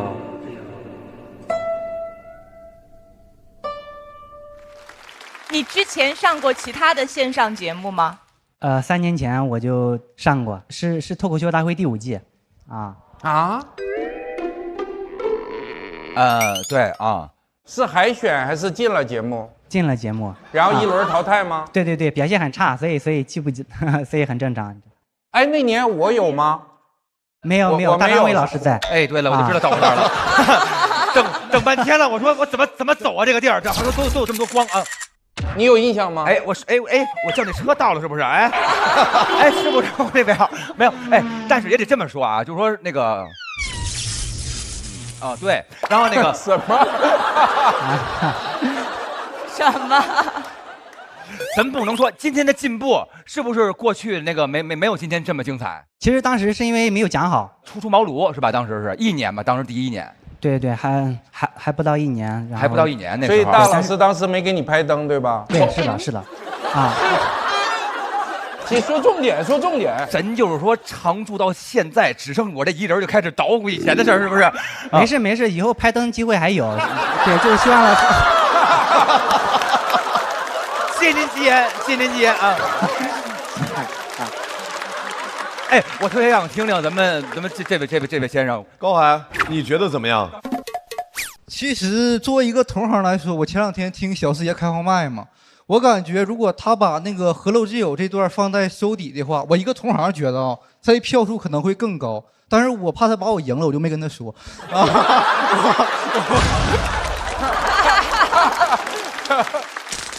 我觉得高寒不太懂创作，就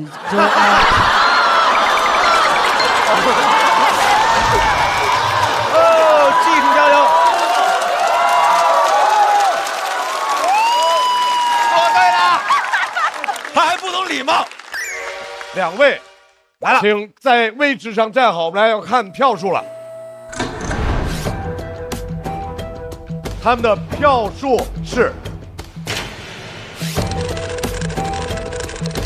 还可以，挺满意的，因为几乎不紧张。比我想的好吧，但是其实我感觉段子没有去年的段子好，但是我的状态可能变好了。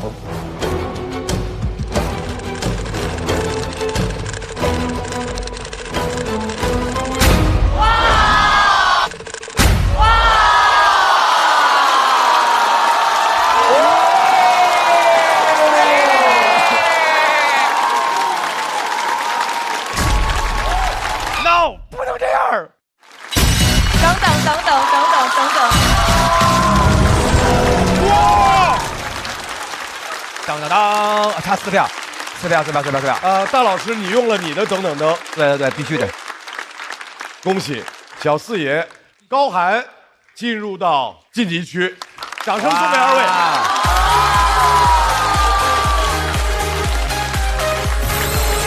你可以了，你下去。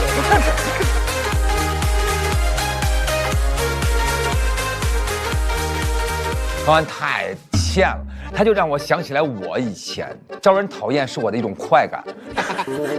让高寒的梗给我炸醒了，就意难平直接给你来了一个不讲道理的一个东北破产文学，太厉害了，有鸡毛啊！然后小四爷，我第一次看到4个字能亮4盏灯，河漏之友啊。2个神经病遇到一起的感觉，就脑子可能有点傻，但是人格是机灵的，是有幽默感的。他俩只是最真实的人，因为脱口秀演员在台下永远是互相呛的，永远是互相刻薄的，永远是互相嘲讽的。那我要这个全村的希望，全村的希望，因为他这个有点跟我撞了啊！我是这个全村的希望。这2个农村人那能行吗？我必须得把他给整掉，然后这个节目只有1个农村人。你家叫啥吧？哪是镇子上吗？不是啊，村里啊。什么村？安徽省宿州市灵璧县下楼镇乔河村。那你输了，我是永安村1组的，我比那个我们屯我们叫葫芦头的屯，我在村下面还有一个这个行政单位。反正我也是村里最底层那种。不是啊，你没有我农村啊，我比辽宁省鞍山市泰安县高丽坊镇永安村1组。你家种的是啥？小麦、玉米。咱家种的是玉米跟水稻。这个还有什么可比性吗？麦稻之争。就是道义有道。不要吧。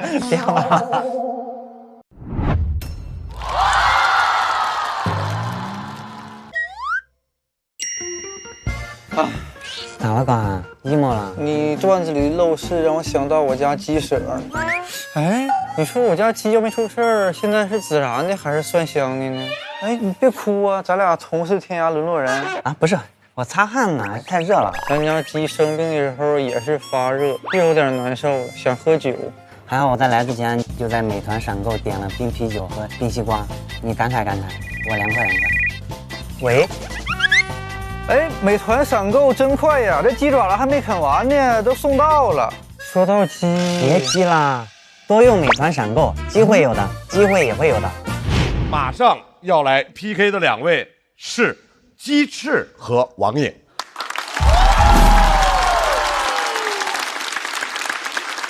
首先要上场的这位来自会说笑喜剧的新朋友，让我们有请来自广东的鸡翅。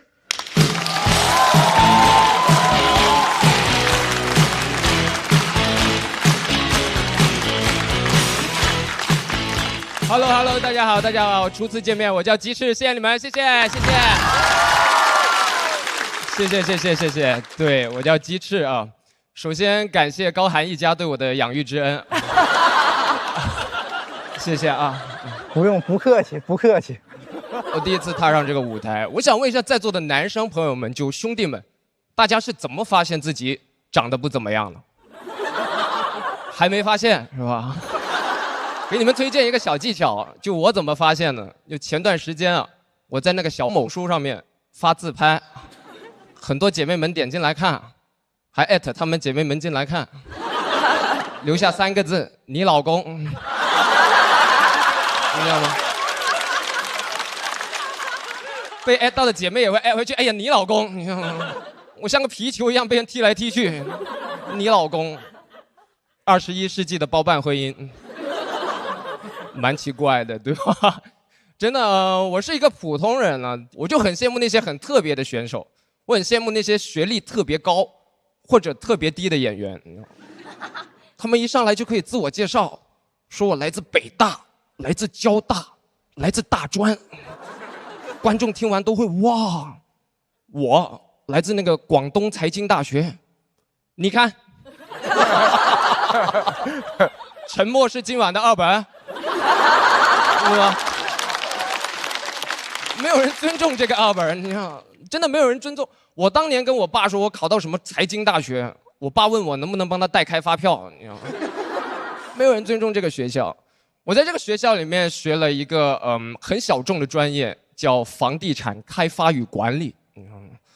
我当时以为我入职了，就这种2本的应用型学科，就教的东西就很纯粹，他真教你怎么卖房。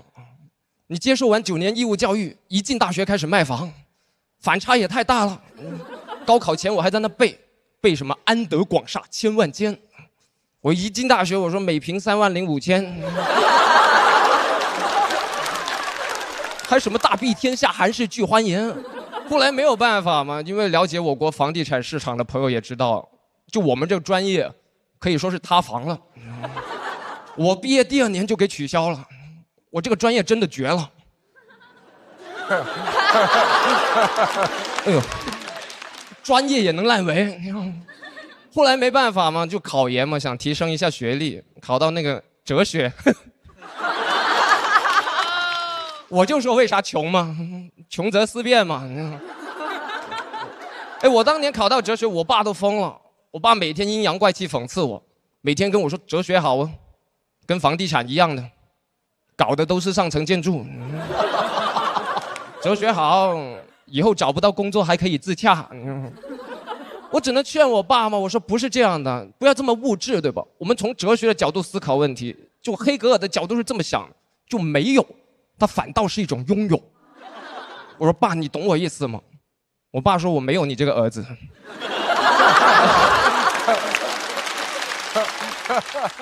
因为我能理解，因为哲学跟房地产就很难融合到一块儿，一个纯粹，一个有铜臭味，对吧？你很难想象，就苏格拉底他在搞哲学的同时还搞房地产，对吧？别人怎么请教问题？别人过去问他说：“苏总，请问人生3大问题的答案是什么？”苏总把烟一掐，地段还是地段。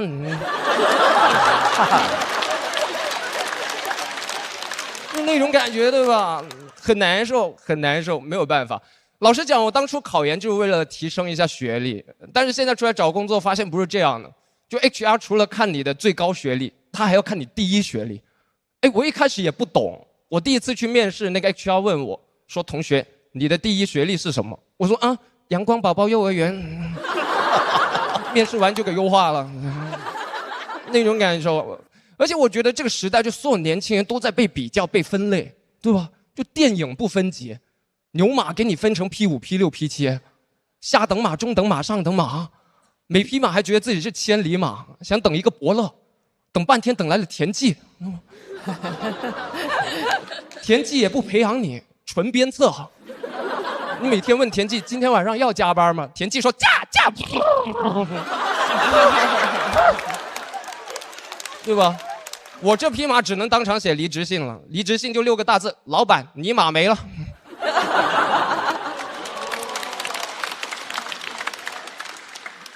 真的蛮生气的。而且老实讲，我考的这个研其实还不错，我考上的是那个中山大学的哲学系。你们听到广财就不是这个反应，人就是这样，你知道。而且我提到中山大学哲学系，有熟悉节目的朋友应该能想到另外一位朋友，于翔宇，他曾经也是我非常好的朋友。对，我跟他在广州一起干了4年脱口秀，然后他去年上完节目之后，我还老给他发微信，我问他，我说兄弟啥时候回来广州聚一聚？他每次都跟我说有事儿回不去，有事儿回不去。后来我就明白，就有些事儿他确实回不去了。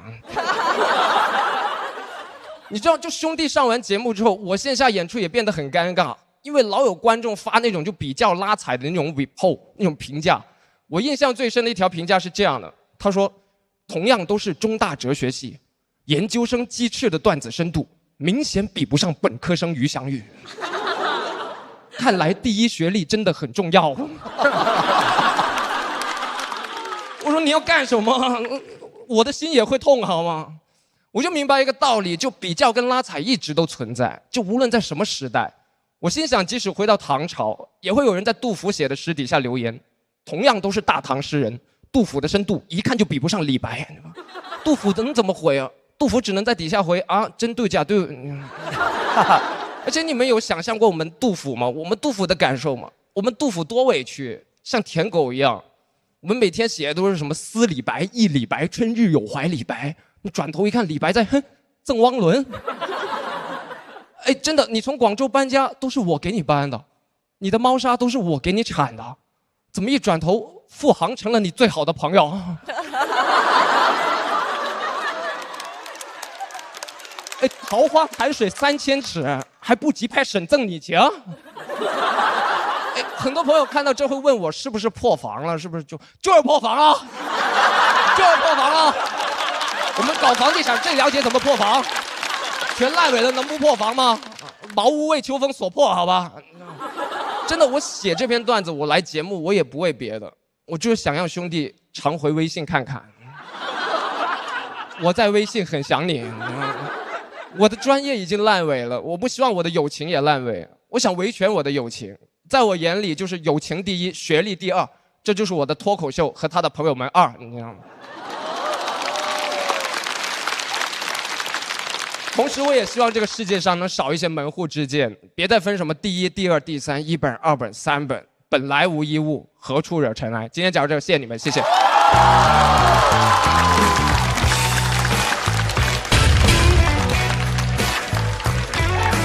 在他们两个后面太难讲。抓紧最后的投票时间倒计时。来，再次掌声送给鸡翅。谢谢朋友们，谢谢。鸡翅在这个节目的第1场演出，然后讲这个段子的目的是找他哥们儿，找人。寻人启事，主要是不是？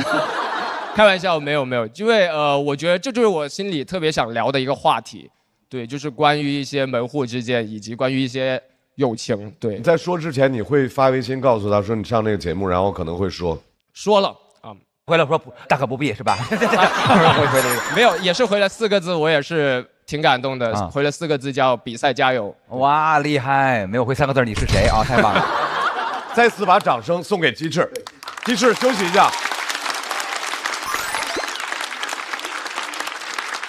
要和鸡翅1v1 PK 的王颖，这位选手特点是他会用特别平静的表演来呈现特别不平静的内容。掌声欢迎王颖。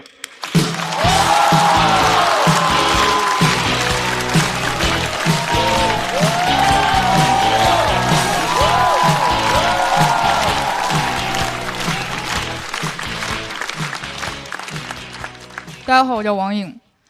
想跟你们分享一下我生病的事情。我2年前得了乳腺癌，对，我是乳腺癌赛道。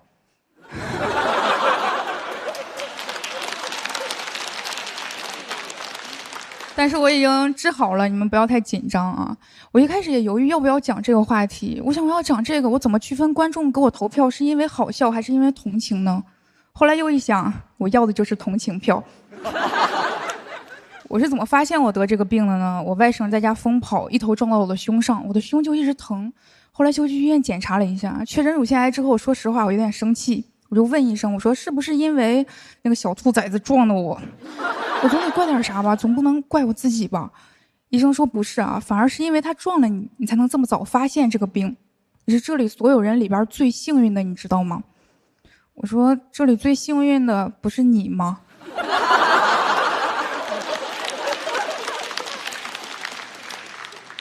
我现在接受了，就生病不是因为我外甥啊，我得病的最主要的原因是因为熬夜和吃外卖。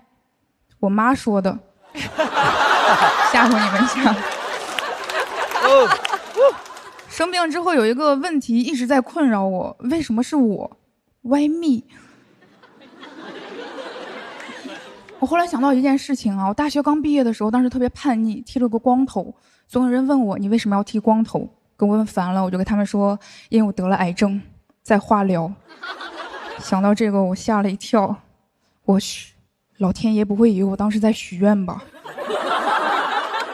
住院之后，医生跟我说手术方案是要全切，就是把一个乳房全部切掉。这个消息还挺冲击的，听到我就哭了，因为我知道我失去的不只是一个乳房，还有未来50年的择偶权。我当时哭着和我男朋友对视了一眼，我觉得那一刻我俩的想法应该是一样的，都是完了，这回不好换了。我不是说女生少一个乳房就找不到男朋友啊，我知道有的女生很优秀很有魅力，你别说少一个乳房，你多一个都能找到。我只是说我真的很难找。我男朋友后来跟我说他不介意我生病，不会因为生病跟我分手，他人真的挺好的。但是我听过一句话，没有天生的好人，只有被约束的文明者。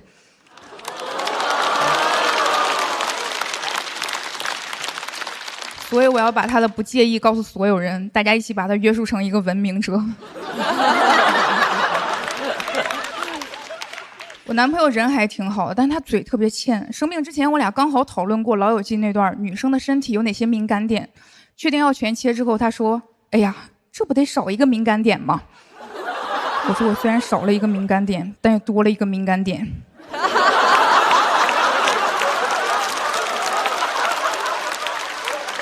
你说话给我注点意。医生说我可以做重建，装个假体进去，但是会很疼，恢复期也很长。我很怕疼，就拒绝了。医生一直在劝我说：“你好好考虑一下，你还年轻呢，你要不要考虑你男朋友的意见？他想装怎么办？”我说：“他想装，让他装，他能装2个。”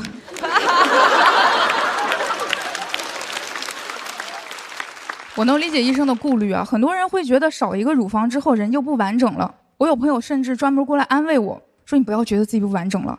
亚马逊的女战士为了方便射箭，会直接把自己的右乳房切掉，他们的完整形态就是没有右乳房。”我说：“可我切的是左边呢，要在他们那儿，我左边不完整，右边挺多余。”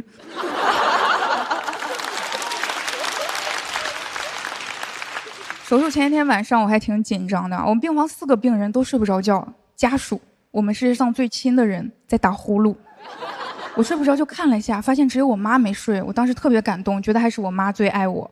我就说：“妈，你也睡不着啊？”我妈说：“这怎么睡得着？呼噜声这么大。”手术之前先把我推到手术室的走廊上，长长的走廊上只有我躺在那里，就很容易乱想。我脑子里全都是手术失败怎么办，治不好怎么办，有没有可能是误诊，误诊能赔多少钱，全是这种想法。后来为了缓解我的恐惧，我就想唱歌，但是因为太害怕了，我声音都是抖的。我躺在那里唱2只老虎，2只老虎跑得快，我越唱越难受，他们一直没有眼睛，一直没有耳朵。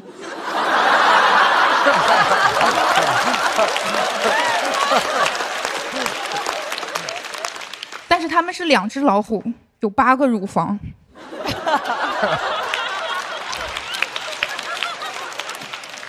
手术还是挺成功的。手术完我就在医院和其他病友聊天，会听到一些稀奇古怪的建议。有个病友就说我们最好不要吃海鲜，因为海鲜不利于伤口恢复。有个病友说我们不要吃甜食，因为癌细胞喜欢糖分。有个病友说不对吧，医生没跟我说呀，他让我想吃点啥就吃点啥。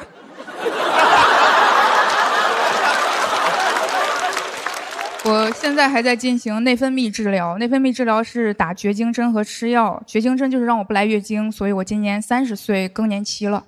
这个年龄更年期有一点尴尬，因为我有了更年期的坏脾气，但是我没有更年期的家庭地位。我经常莫名其妙的就想骂我男朋友，但是又一想，我对他没有养育之恩。我现在的内分泌治疗还剩下3年啊，我现在会感到潮热、疲惫，很不舒服。想到20多年之后还有一次更年期，我就特别难受。我朋友就安慰我说，命运还是很公平的，他虽然给你关上了一扇门，但是给你打开了一扇窗。虽然你的乳房变成了1个，但是更年期变成了2个。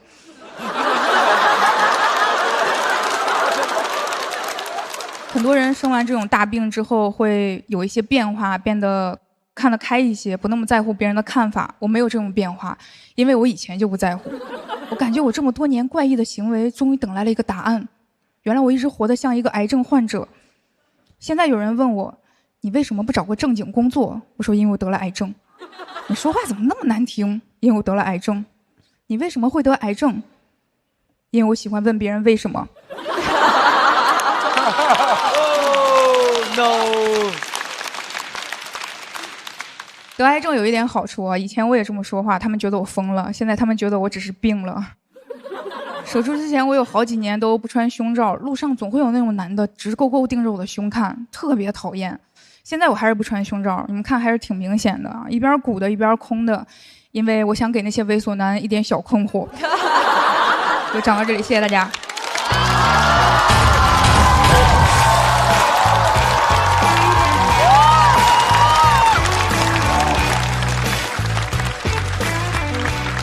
王颖锁票通道倒计时。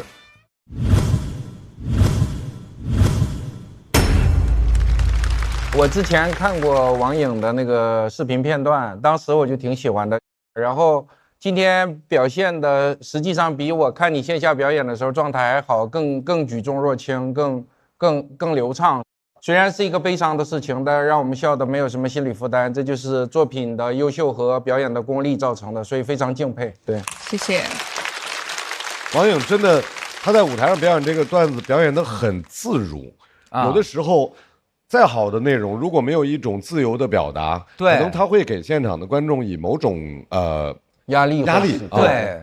太好了，王颖今天的表现真的是非常棒啊！因为很多人面对一些就是一定会心里非常恐惧的事情的时候，然后像王颖这样的演出，就真的能带来心中的慰藉跟那种平静，然后感觉有一种感觉特别。刚才他说了一句话，我马上就要哭了。他说他一直活得像一个癌症患者啊。所以我这么多年怪异的行为，终于等来了一个答案。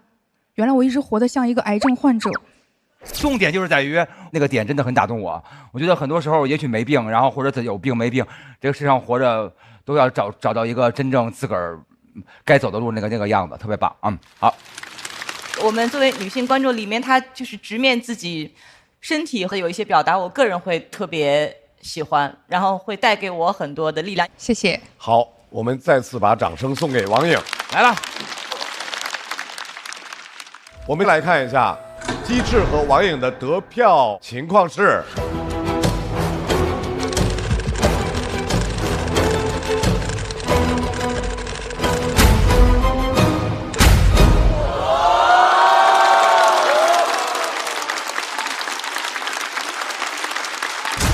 王颖242票，成功的进入到晋级区。鸡翅202票，要在待定区继续等候。机制很棒啊！来，主要想让就是同样得乳腺癌、同样生病的观众，或者是其他在困境的人，告诉他们就是不要太在乎别人的眼光，没有关系。因为我在医院的时候看到其他病人，我感觉他们有很大一部分的压力来自于就是外界会怎么看待他这个病。我自己本身不是很在乎这个，所以我想把这种想法传递给他们。来，马上就要和大家见面的1v1 PK 的2位，屋顶和安全出口。我比他聪明，你比他聪明，我看看谁比较聪明。你糊涂啊！你们几家一个主不？这3个都不聪明。我们是安全出口，我们也来自会说笑喜剧。听听李梦洁老师说什么。咱们解约吧。我真不知道谁比谁更聪明。赛前我们自己聊天就大家开玩笑嘛，说到时候我们就内战啊，起码能保一个。然后结果没有想到真的内战了。我们两个跟吴鼎会玩的更多一些。第一是我跟吴鼎家靠得很近，第二是我们大家的共同的爱好就是打桌游。我们基本每1-2个星期就要聚餐一次，包括大队长家里的猫也经常来我们家玩，然后我们家的猫和他们家的猫关系也不是很好，就是感觉像宿命一样。吴鼎大家应该有印象，因为这位朋友上一期来过。他自己对自己的表现不满意，潜心修炼啊，重新出发啊！掌声欢迎吴鼎。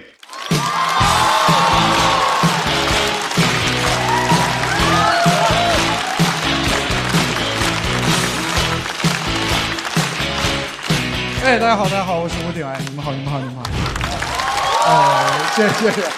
然后我叫吴鼎。第2次上节目了，去年淘汰太快了，现在我从杭州来这儿录，凌晨淘汰，中午就坐家里了。高铁是真方便，我以为又做梦了，是不是没选上这回？哎呦，我特别难受，我也想这晋级，我想写京剧，我回去潜心修炼，我研究，我看书，看名著，《卡拉马佐夫兄弟》，这个书特别好，看不进去。好书都这样，我看了1年，前3章看了3遍，卡拉马佐夫给我卡住了。我想不行，咱就直接看京剧吧，我就去网上查他的京剧。我一查发现这个书有点过时了，他那个京剧根本不流行，什么上帝与魔鬼做斗争，战场在人心中，太晦涩了。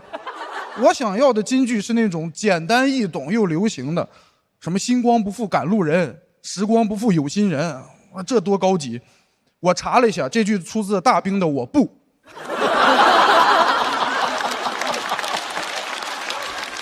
找错名著了。而且现在看书真的很难集中注意力，你看2页书就去刷短视频，看2页书就去刷短视频。我自从开始看书以后，每天多刷2个小时抖音视频。我现在特别沉迷那种竖屏短剧，就是那种特别土的，什么3年之期已到，恭迎龙王回宫。我第一次刷到的时候嗤之以鼻，我说这种没有营养的垃圾怎么可能上瘾？我刷到后半夜人都急了，我说下集怎么要收费呀？龙王到底死没死？我现在发现我这种人就是爱吃垃圾。网上有什么创作者、消费者，我是分解者。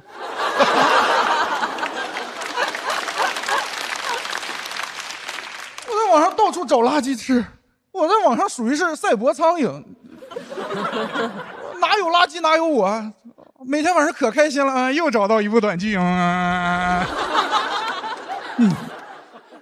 我现在看短剧看的有点魔怔了，我写段子都开始写那种爽文脱口秀。我给你来一个我最近写的，注意看。车祸醒来，我竟然回到综艺淘汰的前一刻，全球脱口秀水平下降100倍。只有我带着记忆重生，这一次我要改变这一切。刚一睁眼，张绍刚指着我说：“吴鼎淘汰。”我说：“哼，你会后悔的。”张绍刚勃然大怒说：“哎呀，你个废物还敢顶嘴！给我打出去！”冲上来50多个保安，刚要揍我，突然一道人影从天而降，住手！定睛一看，竟然是李诞。所有观众也震惊了，什么？连蛋总都出山了？这小子是什么人？李诞无视其他人，径直来到我的面前，参见神君。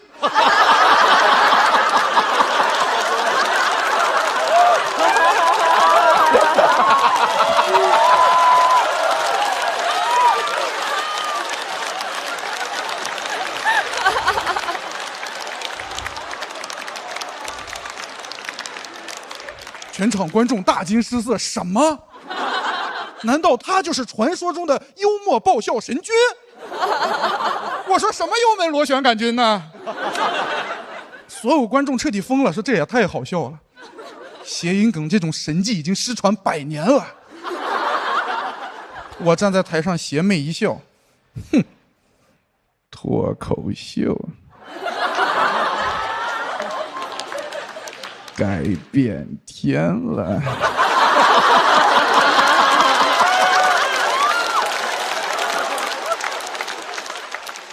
这就是我现在写的段子。我在家沉淀了1年，没写出金句，写出短句来了。我说这不废了吗？我说得想办法呀。我最后给自己想了个自救计划，咱啥也别看了。自律，隔绝一切诱惑源，制定自律计划，早睡早起，每天创作6小时。第1天就失败了。我第1天10点躺在床上，我就开始过我第2天的计划：早晨8点起床，空腹有氧，创作6小时，写200个爆梗。想着想着，人又开始幻想了。我说这也太自律了，这么自律，明年肯定就火了。到时候挣个1000万，你说这可咋花呀？然后就开始规划这笔不存在的钱。我当时第一个想法是存银行吃利息，1000万存定期。这种保守的理财方式一听就是老穷人了。你没有办法，人的想象力是受制于物质条件的。你们见没见过穷人写爽文？胡老太80大寿，家门口豪车云集，某朋某来比某敌。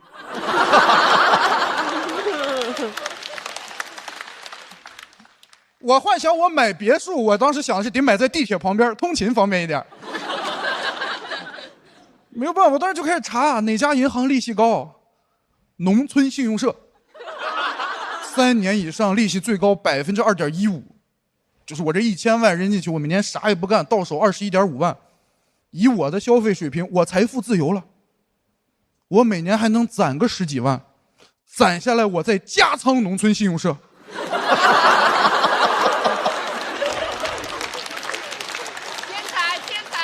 钱生钱生钱。哎呦，我越想越兴奋，我都想好我怎么去存钱了。我就穿得破破烂烂的，我拿编织袋装着我的现金，我就去农村信用社。那个银行经理肯定看不起我，一进门啪给我个大嘴巴子，哪儿来的叫花子？敢进我们银行？我不慌不忙打开编织袋，睁开你的狗眼看看，现金光芒直冲云霄。经理说什么东西？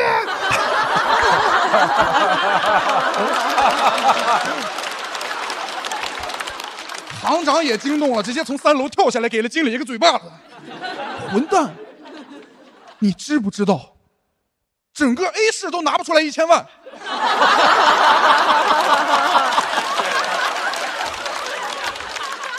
你被开除了，先生，对不起，有眼不识泰山。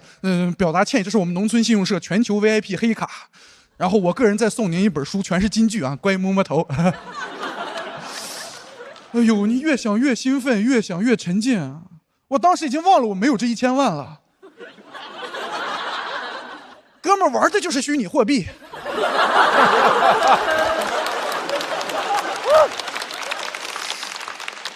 哎呦，我这个人真的，我太爱幻想了。我本来想早睡，虚空理财到2点。哎呦，我这个人成功不靠努力，纯靠幻想，纯享版成功。我现在太爱幻想，我幻想多了以后，我甚至现在有个新想法，我觉得幻想比努力更有性价比。我仔细想过啊，朋友们，你努力不一定成功，但肯定很累。我幻想不一定实现，但绝对很爽。那你努力成功，拥有名利，享受生活，最后获得快乐。我幻想直接快乐。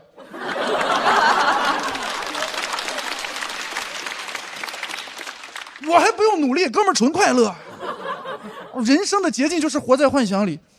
幻想最大的优势就是幻想永远不会出差错。现实可不是这样的，你旅行最快乐就是出发前你幻想目的地有多独特，你去了发现都一样，薯塔烤肠大鱿鱼。我在上海很想你。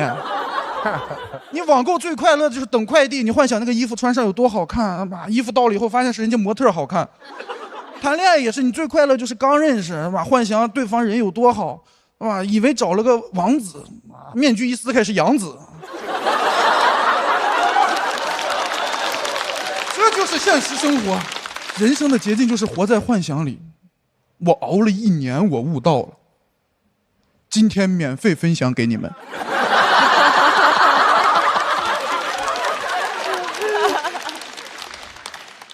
我这次上节目主要是为了开民智。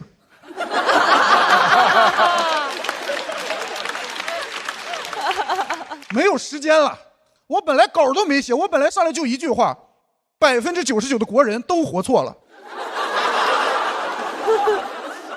现在跟我做梦，到时候节目播出去，肯定全国观众恍然大悟。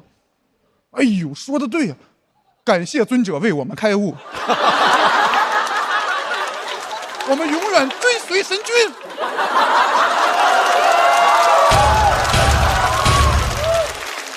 谢谢大家，我是吴鼎，谢谢。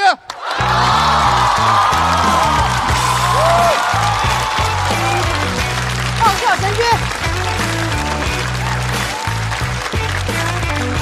各位，抓紧时间为神君投票。来，吴鼎，左票倒计时。谢谢大家，谢谢吴鼎。哎，老师，对不起，只是需要一个反派，然后刚好撞上了。你需要一个反派，世上有这么多的反派的。我想说的是，我完全不在意。哎，谁会和神君较劲呢？哎，你看看这心理啊，太好了。这一年真的是短剧让你升华了，你换了个人和上一季。不是，这就是真正的我，上一季是虚假的我，天之骄子，活烫死。对，上一季想着说，哎，第一次来可能写一些我认为比较线上的东西啊，然后发现效果不太好，我说那就做自己吧。哎，你路过镜子的时候会参见自己吗？参见神君。哇，永远不是他，居然是镜子。我太喜欢了。哎，你说金句这件事儿，我觉得已经金了，已经剧了，太金太剧了啊！人生的捷径就是幻想，对不对？啊，不，这句话我觉得开悟了。行，时间差不多了，大老师。真的是，我觉得我们拥有了再多，最终也是为了图个高兴，对不对？对，你提前已经活在那个高兴之中了，那个叫预制快乐。我是拍了的，但是我犹豫了很久。对，为什么会有这个？是因为虽然大家全程笑得都很愉快，但他的这种低俗笑料让人产生强烈的羞耻感。正如我们身边很多人看短剧的时候，虽然偷偷看、偷偷付费，到了公司假装不看，说我不看那些东西。公司的啊，对对对啊。你们回想一下，那个周星驰老师的早期岁月，也是把那些恶俗的东西拿过来做解构，但是走到中途后边，人家那个思想境界啊、内涵呐、深刻程度就起来了。虽然还是那种无厘头的搞笑和解构，非常希望能看到你在这个赛道上不停留在只是现在这么简单好玩。好，谢谢罗老师。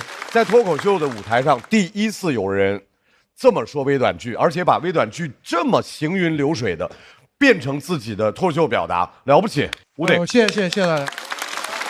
休息一下，要和吴鼎对战的，是一组漫才演员，他们同样来自会说笑喜剧。漫才一般有一个是装傻的，一个是吐槽的，俩傻现在但是这两个人呢，他们的特点就是都觉得自己比对方聪明哦。掌声欢迎安全出口。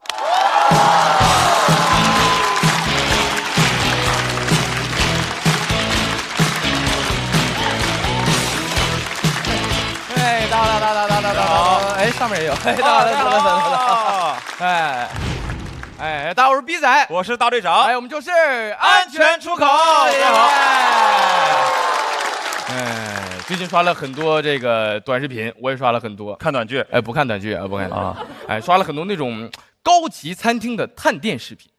哦，这个我也爱看啊，对吧？啊，哎，我没去过嘛，没去过。哎，我问你啊，哎，假如给你个契机，给我个契机，哎，你什么契机会选择去那种比较高级的地方吃饭？德尔斯调。啊？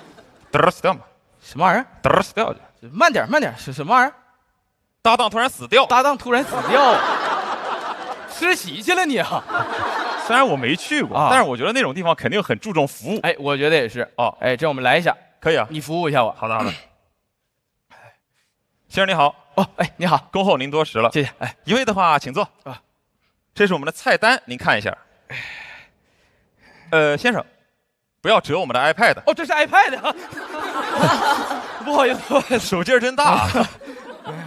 我来这个海鲜套餐怎么样？海鲜套餐啊，海鲜套餐的话稍微复杂一些，是有这个食材挑选环节的。现挑食材啊，我们今天的食材有帝王蟹、金枪鱼、石斑鱼。石斑鱼，石斑鱼听起来像死了1年了，这鱼。石斑鱼，石斑鱼，石斑鱼啊！您选择了石斑鱼。对对对，那石斑鱼你的选择是？我选择那英老师的战队。我还有反选的环节，选导师来了。那我选帝王蟹。帝王蟹，对，帝王蟹。不好意思啊，先生，没有帝王蟹了。就在刚刚，帝王蟹被工人蟹推翻了。我听您这个口音，您是东北人？哎，是东北人啊，请允许我为您制作一道小鸡蘑菇。哦，小鸡炖蘑菇，小鸡拌蘑菇，小鸡拌蘑菇，能吃吗？喂，不要小瞧我们的鸡拌，谁跟你有鸡拌呢？你在这燃什么呢你？我们这儿用的就不是普通的小鸡哦，不是普通的小鸡，我们这儿用的是我们自家精心培育的扁嘴小鸡。扁嘴小鸡，对，那不就是小鸭吗？那不就是啊？嘎嘎嘎的小鸭吗？那不是？哦，那个叫小鸭，小鸭做牛肉的小鸭。别做牛肉，别让小鸭做牛肉，就让小鸭做自己，行不行啊？好燃啊！燃个屁呀！谢谢大家，是安全出口。我是感觉漫才本身是一个非常难于操作的一个艺术形式，就是因为他要装疯卖傻，像精神病一样。他们的表演上好像还残存了一点聪明。残存这个词儿，就彻底傻，就彻底像精神病，离那个还差那么一丢丢，就感觉再精神病一点或者再傻一点，就会达到那个浑然的那个状态。现在还有点聪明是吧？这毕竟是在这个舞台上的第一次亮相，已经有非常非常好的表现。我们把吴鼎再次请回舞台。我们看一下两组优秀演员的得票情况。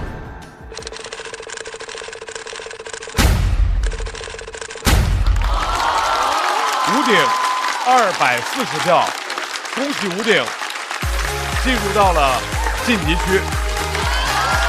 安全出口，加油！是，要在待定区。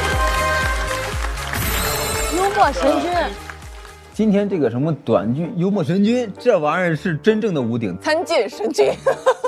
挺250的，但是又是那种脑洞大开的状态，特别，我超级喜欢。我觉得人类的真知已经被他找到了。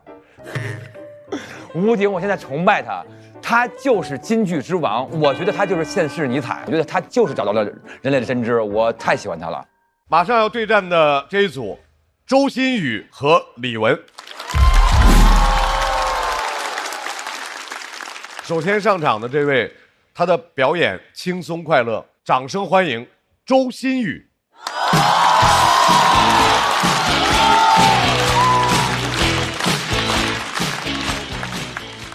大家好，我叫周新宇。谢谢。我去年谈了一场恋爱啊，谈了一个弟弟。哦。我俩差12岁。啊。为什么每次演到这里啊，女观众所有的反应都是哇，我也要这样，男观众只会说畜生。非常快乐。哎呀，他是02年的嘛，我是14年的。说年纪主要是为了让大家放心啊，他成年了。我们是在饭局上认识的，他真的很帅，帅到什么程度啊？刚加上微信，我就把他的照片发给了我所有的姐妹，我的姐妹又发给了他的姐妹，子子妹妹无穷匮也。可能有的男生听到这里会担心自己谈恋爱会被发出去啊，不会的。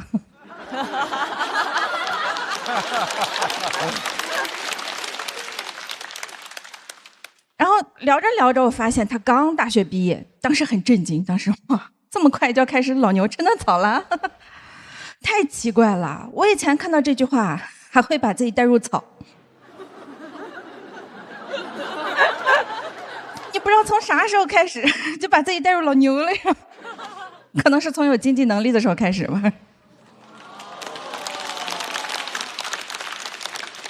我是真的觉得当老牛也太好了，你当了老牛，你才能发现这嫩草啊，它每年春天它一茬一茬的往上长。前2年我对男人要内外兼修这一点还有过一些幻想。前2年我还跟00年男生吃饭，当时觉得哎呀不行，没脑子。现在又过了2年，开始跟02的吃饭了，现在觉得哎呀，我以前是真没脑子。因为我发现啊，男人随着年纪的增长，并不一定会变得更加的成熟，但却一定会变得更老。所以我现在决定就喜欢22岁的。22岁可太好了，22岁就是一个男人最好的年纪。你想一想，他刚刚大学毕业，还很清爽，又有进入社会的能力，还没什么钱，正是需要帮助的年纪。所以我打算今年报22，明年报22，后年报22。真的，当然，如果他特别优秀的话，咱们也可以破格考虑接受他的衰老，对吧？温柔体贴的能接受他23，情绪稳定的能接受他24。所以以后大家能从我男朋友的年龄上，就能直接得出他的综合评分。我不仅要物化帅哥，我还要量化帅哥。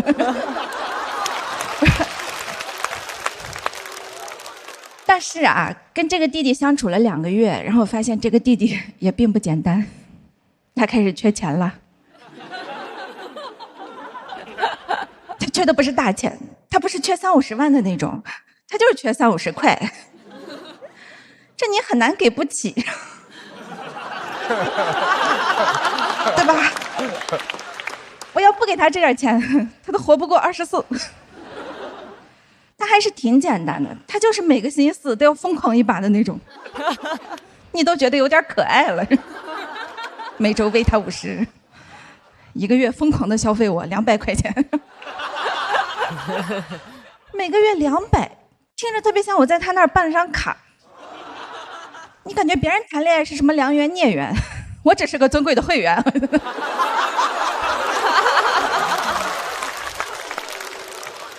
有时候桌上放的50块钱突然没了，我都呀自动续费忘关了。刻板印象里的姐姐不都感觉会给弟弟花老多钱了，对吧？我现在也不想消除这个误会，我现在一般对外就说对，就是你们想象中的那样，要什么就给他吃呗，总不能让孩子饿死吧？所以你们也听出来了，对吧？跟我谈恋爱管饭，但包住就有点费劲了。我还是传统，我觉得男人还是要穷养。不是，他能找我，他甚至都不是一个物质少年，他只是一个物质匮乏的少年。但我还是很不喜欢在感情里掺杂金钱的关系啊，所以我有的时候会问我一个姐妹，她是那种完全不相信男人的，每次都跟我说女人不要给男人花钱，跟男人花钱倒霉一辈子，然后把她照片发了过去，她说这个花点就花点吧，这个一个月200也不多，他们宿舍几个人啊？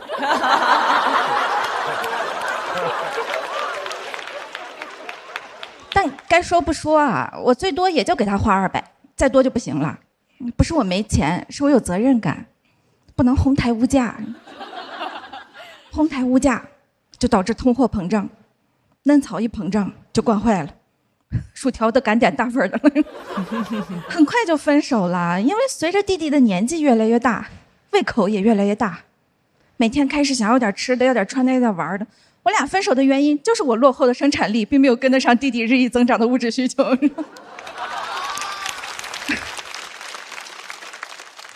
本来我这篇稿子就演到这儿了，但一个男演员跟我说：“你这稿子有问题，你把人过于物化、过于工具化是会遭到反噬的。”我心想，现在你知道女人的感受了。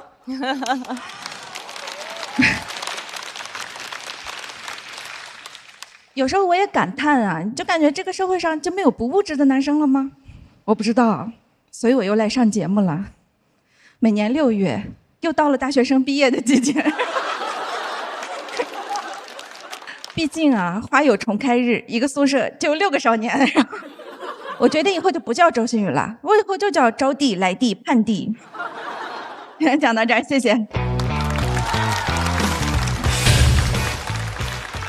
其实心语最后的那个表达是他这一篇的关键，就是你们终于知道我们的感受是怎样的。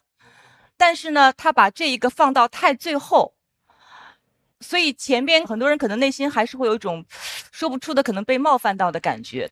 一开始不敢笑，后来有一种感觉到可能是不是太物化了。总之，当这样情绪太过长到你最后那个关键的点给出的时候，他已经不可能把整个的现场的氛围给挽回来了。对啊，但这样的表达太重要了，因为这个话题只有我们可以讲，他才能够把有些问题特别正式的、不油腻的、不轻浮的摆在这个舞台上面。其实就是当年龄有差异的时候，一定是男的是大的，女的是小的，这是我们固有的一个概念，我们已经被规训成这个样子了。所以他的这一段表述其实非常的，我觉得是很勇敢的。所以我会觉得我必须要拍这个灯，这是我刚才想表达的这个灯的意义。谢谢鲁豫老师。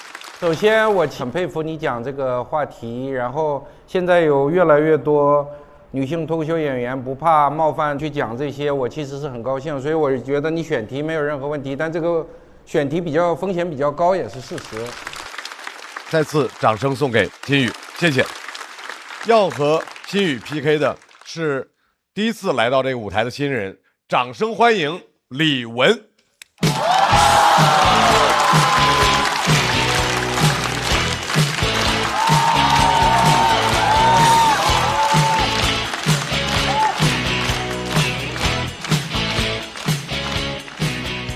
嗨，我是李玟，我是一个学生，我现在在读化学的研究生，然后已经研3了，已经明确的感觉到自己不是一个搞科研的材料了。我那个论文写的跟段子一样，没有论点，只有笑点。我那个论文给我导师看，每次看3秒钟就开始做表情了，每次看我论文就这样。还问我呢，说你这个文章准备在哪儿发表啊？QQ 空间啊？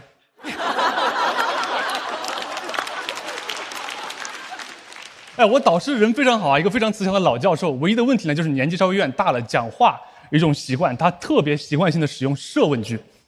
他只要一开口，他就会自己对自己提一个问题，然后自己回答他自己，那感觉跟你一点关系都没有。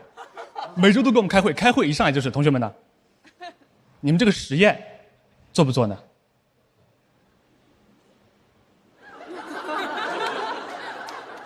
要做。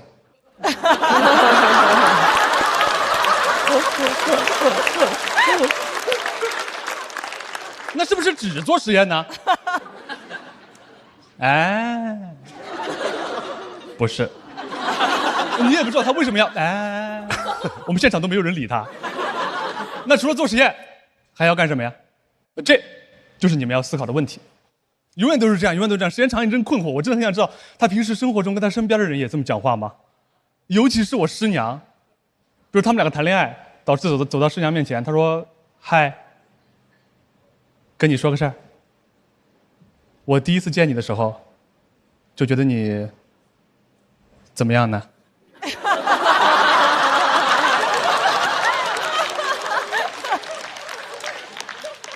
美丽。哎，我这段时间以来啊，对你都非常的什么？心动。那我是不是喜欢你呢？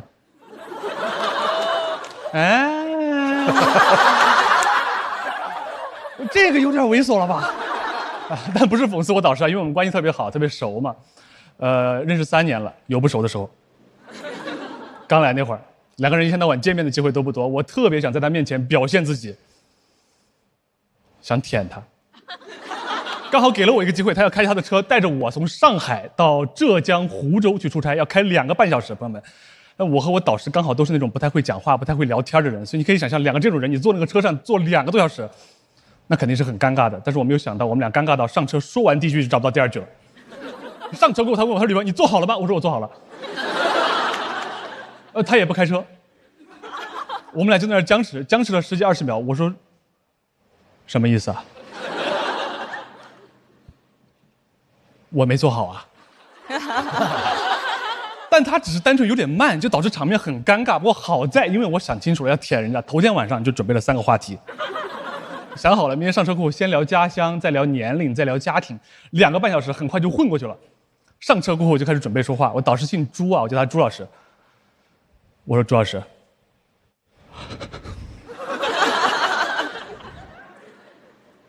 您是哪里人呀？”朱老师很好，他说：“我是杭州人。”我说：“杭州。”没准备。但是我还是跟他说：“我说杭州有西湖。”他说：“对。”我说：“我去过灵隐寺，还挺灵的。”他说：“对。”很明显，朱老师也不爱讲话，但人家也是很有情商的，他也听得出来我已经说不下去了，他就把话茬给接过去了。他说：“小李，你是哪里人呀？”他一提问给我整得有点紧张了，因为我只准备了问题，我没有想到他还要问我，但好在人家问的也简单嘛，我就好好说就行了。我说我是成都人。他说：“嚯！”很明显，他也没准备。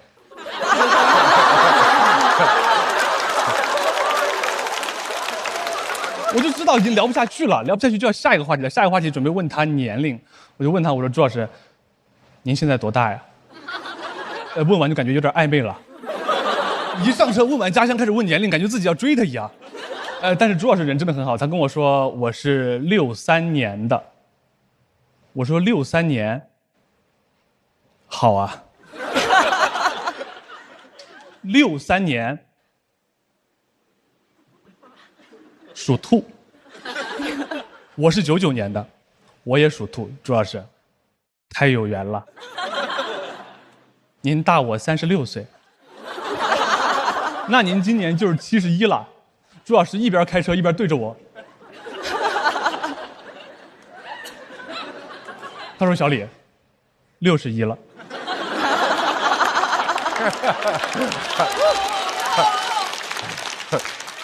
我在那反应了半天，我才反应过来，我说61，还真是，那也是高寿啊。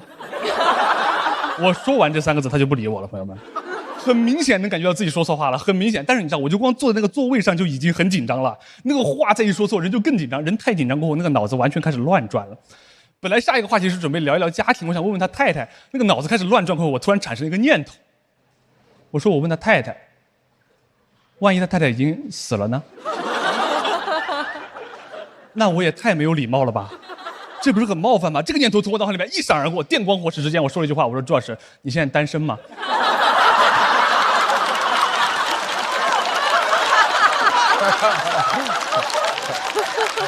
救命啊！给朱老师整晕了。朱老师还在开车呢，还转过来，他说：“啊。”就这么尴尬，这个故事到这儿其实就结束了。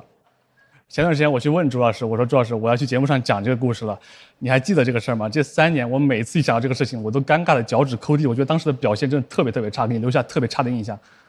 他说：“我已经忘了，这件事情已经过去了，过去的事情就应该怎么样呢？”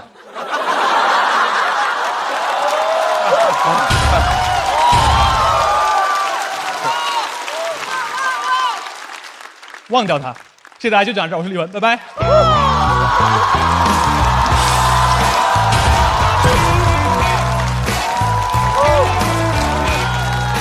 李文锁票倒计时。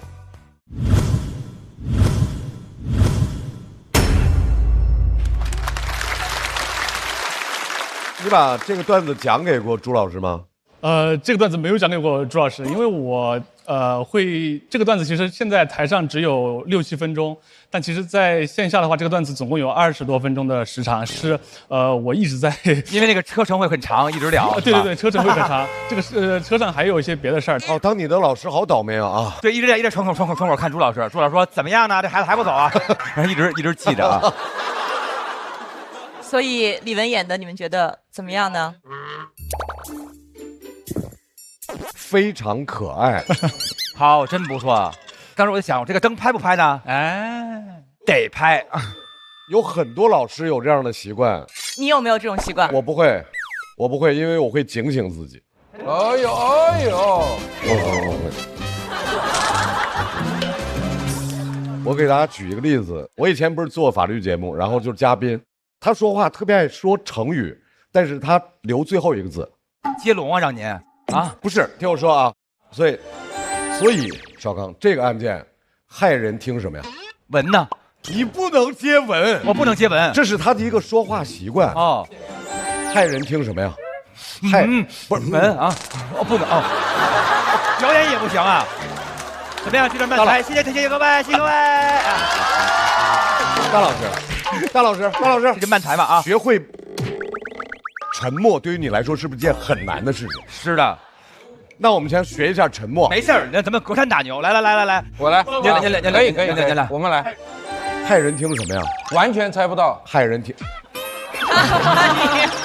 3人慢才，谢谢，3人慢才。因为我在当老师，所以李玟的这个我非常喜欢，对老师的观察非常准确，细致入微。这个世界上不光有一个朱老师，都是朱老师。我有时候很佩服这种演员，就是他这个事儿其实是个破事儿，是，对，是的。你刚才说师生情什么，你都是鸡汤话解读了，我已经往上拔了，就硬往上拔的。对，我是感觉就是个破事儿，但是抓的特别准，特别细致入微，然后让我们回想起自己生活经历里某一个说话有那种古怪习惯的，虽然不一定跟他是完全对应的，但类似的某一个人特别有趣，然后产生很强烈的愉悦感和那个什么东西，就特别好。其实我想就是您刚才那个话说一下，因为我想特别感谢一个演员，就是也是咱们这期节目里面来了的演员是李梦洁老师。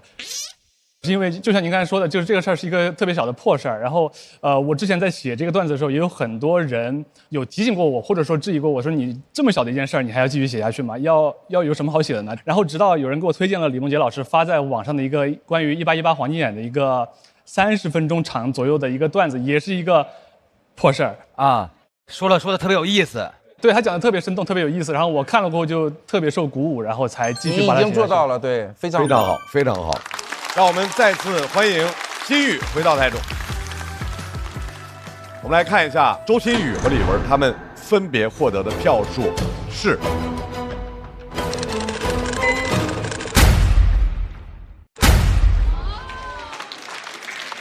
李玟254票进入到晋级区，心宇需要在待定区继续等待。挺好啊。马上要对战 PK 的2位是小块和徐志胜。